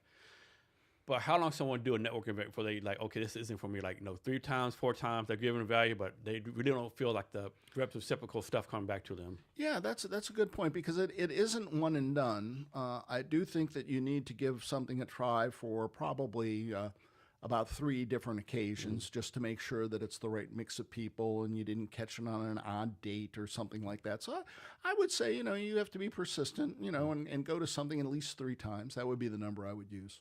And how should someone decide what networking to do? Because here in Seattle, there's literally like dozens of networking events every day, right? Obviously, you can't do all of them. Like, how should someone decide which ones to attend? Well, it would be only those that are in your industry that you're interested in developing business opportunities. So if you're, looking to, interact with people in the hospitality industry, you don't want to do anything in construction or something like that. So again, I would say, stay focused on a particular industry that you're interested in.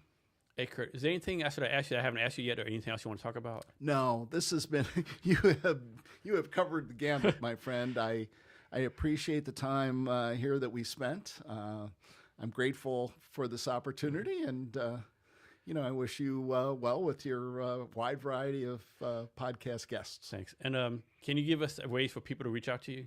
I can be reached on LinkedIn for one, Curt Maier, CurtMaier.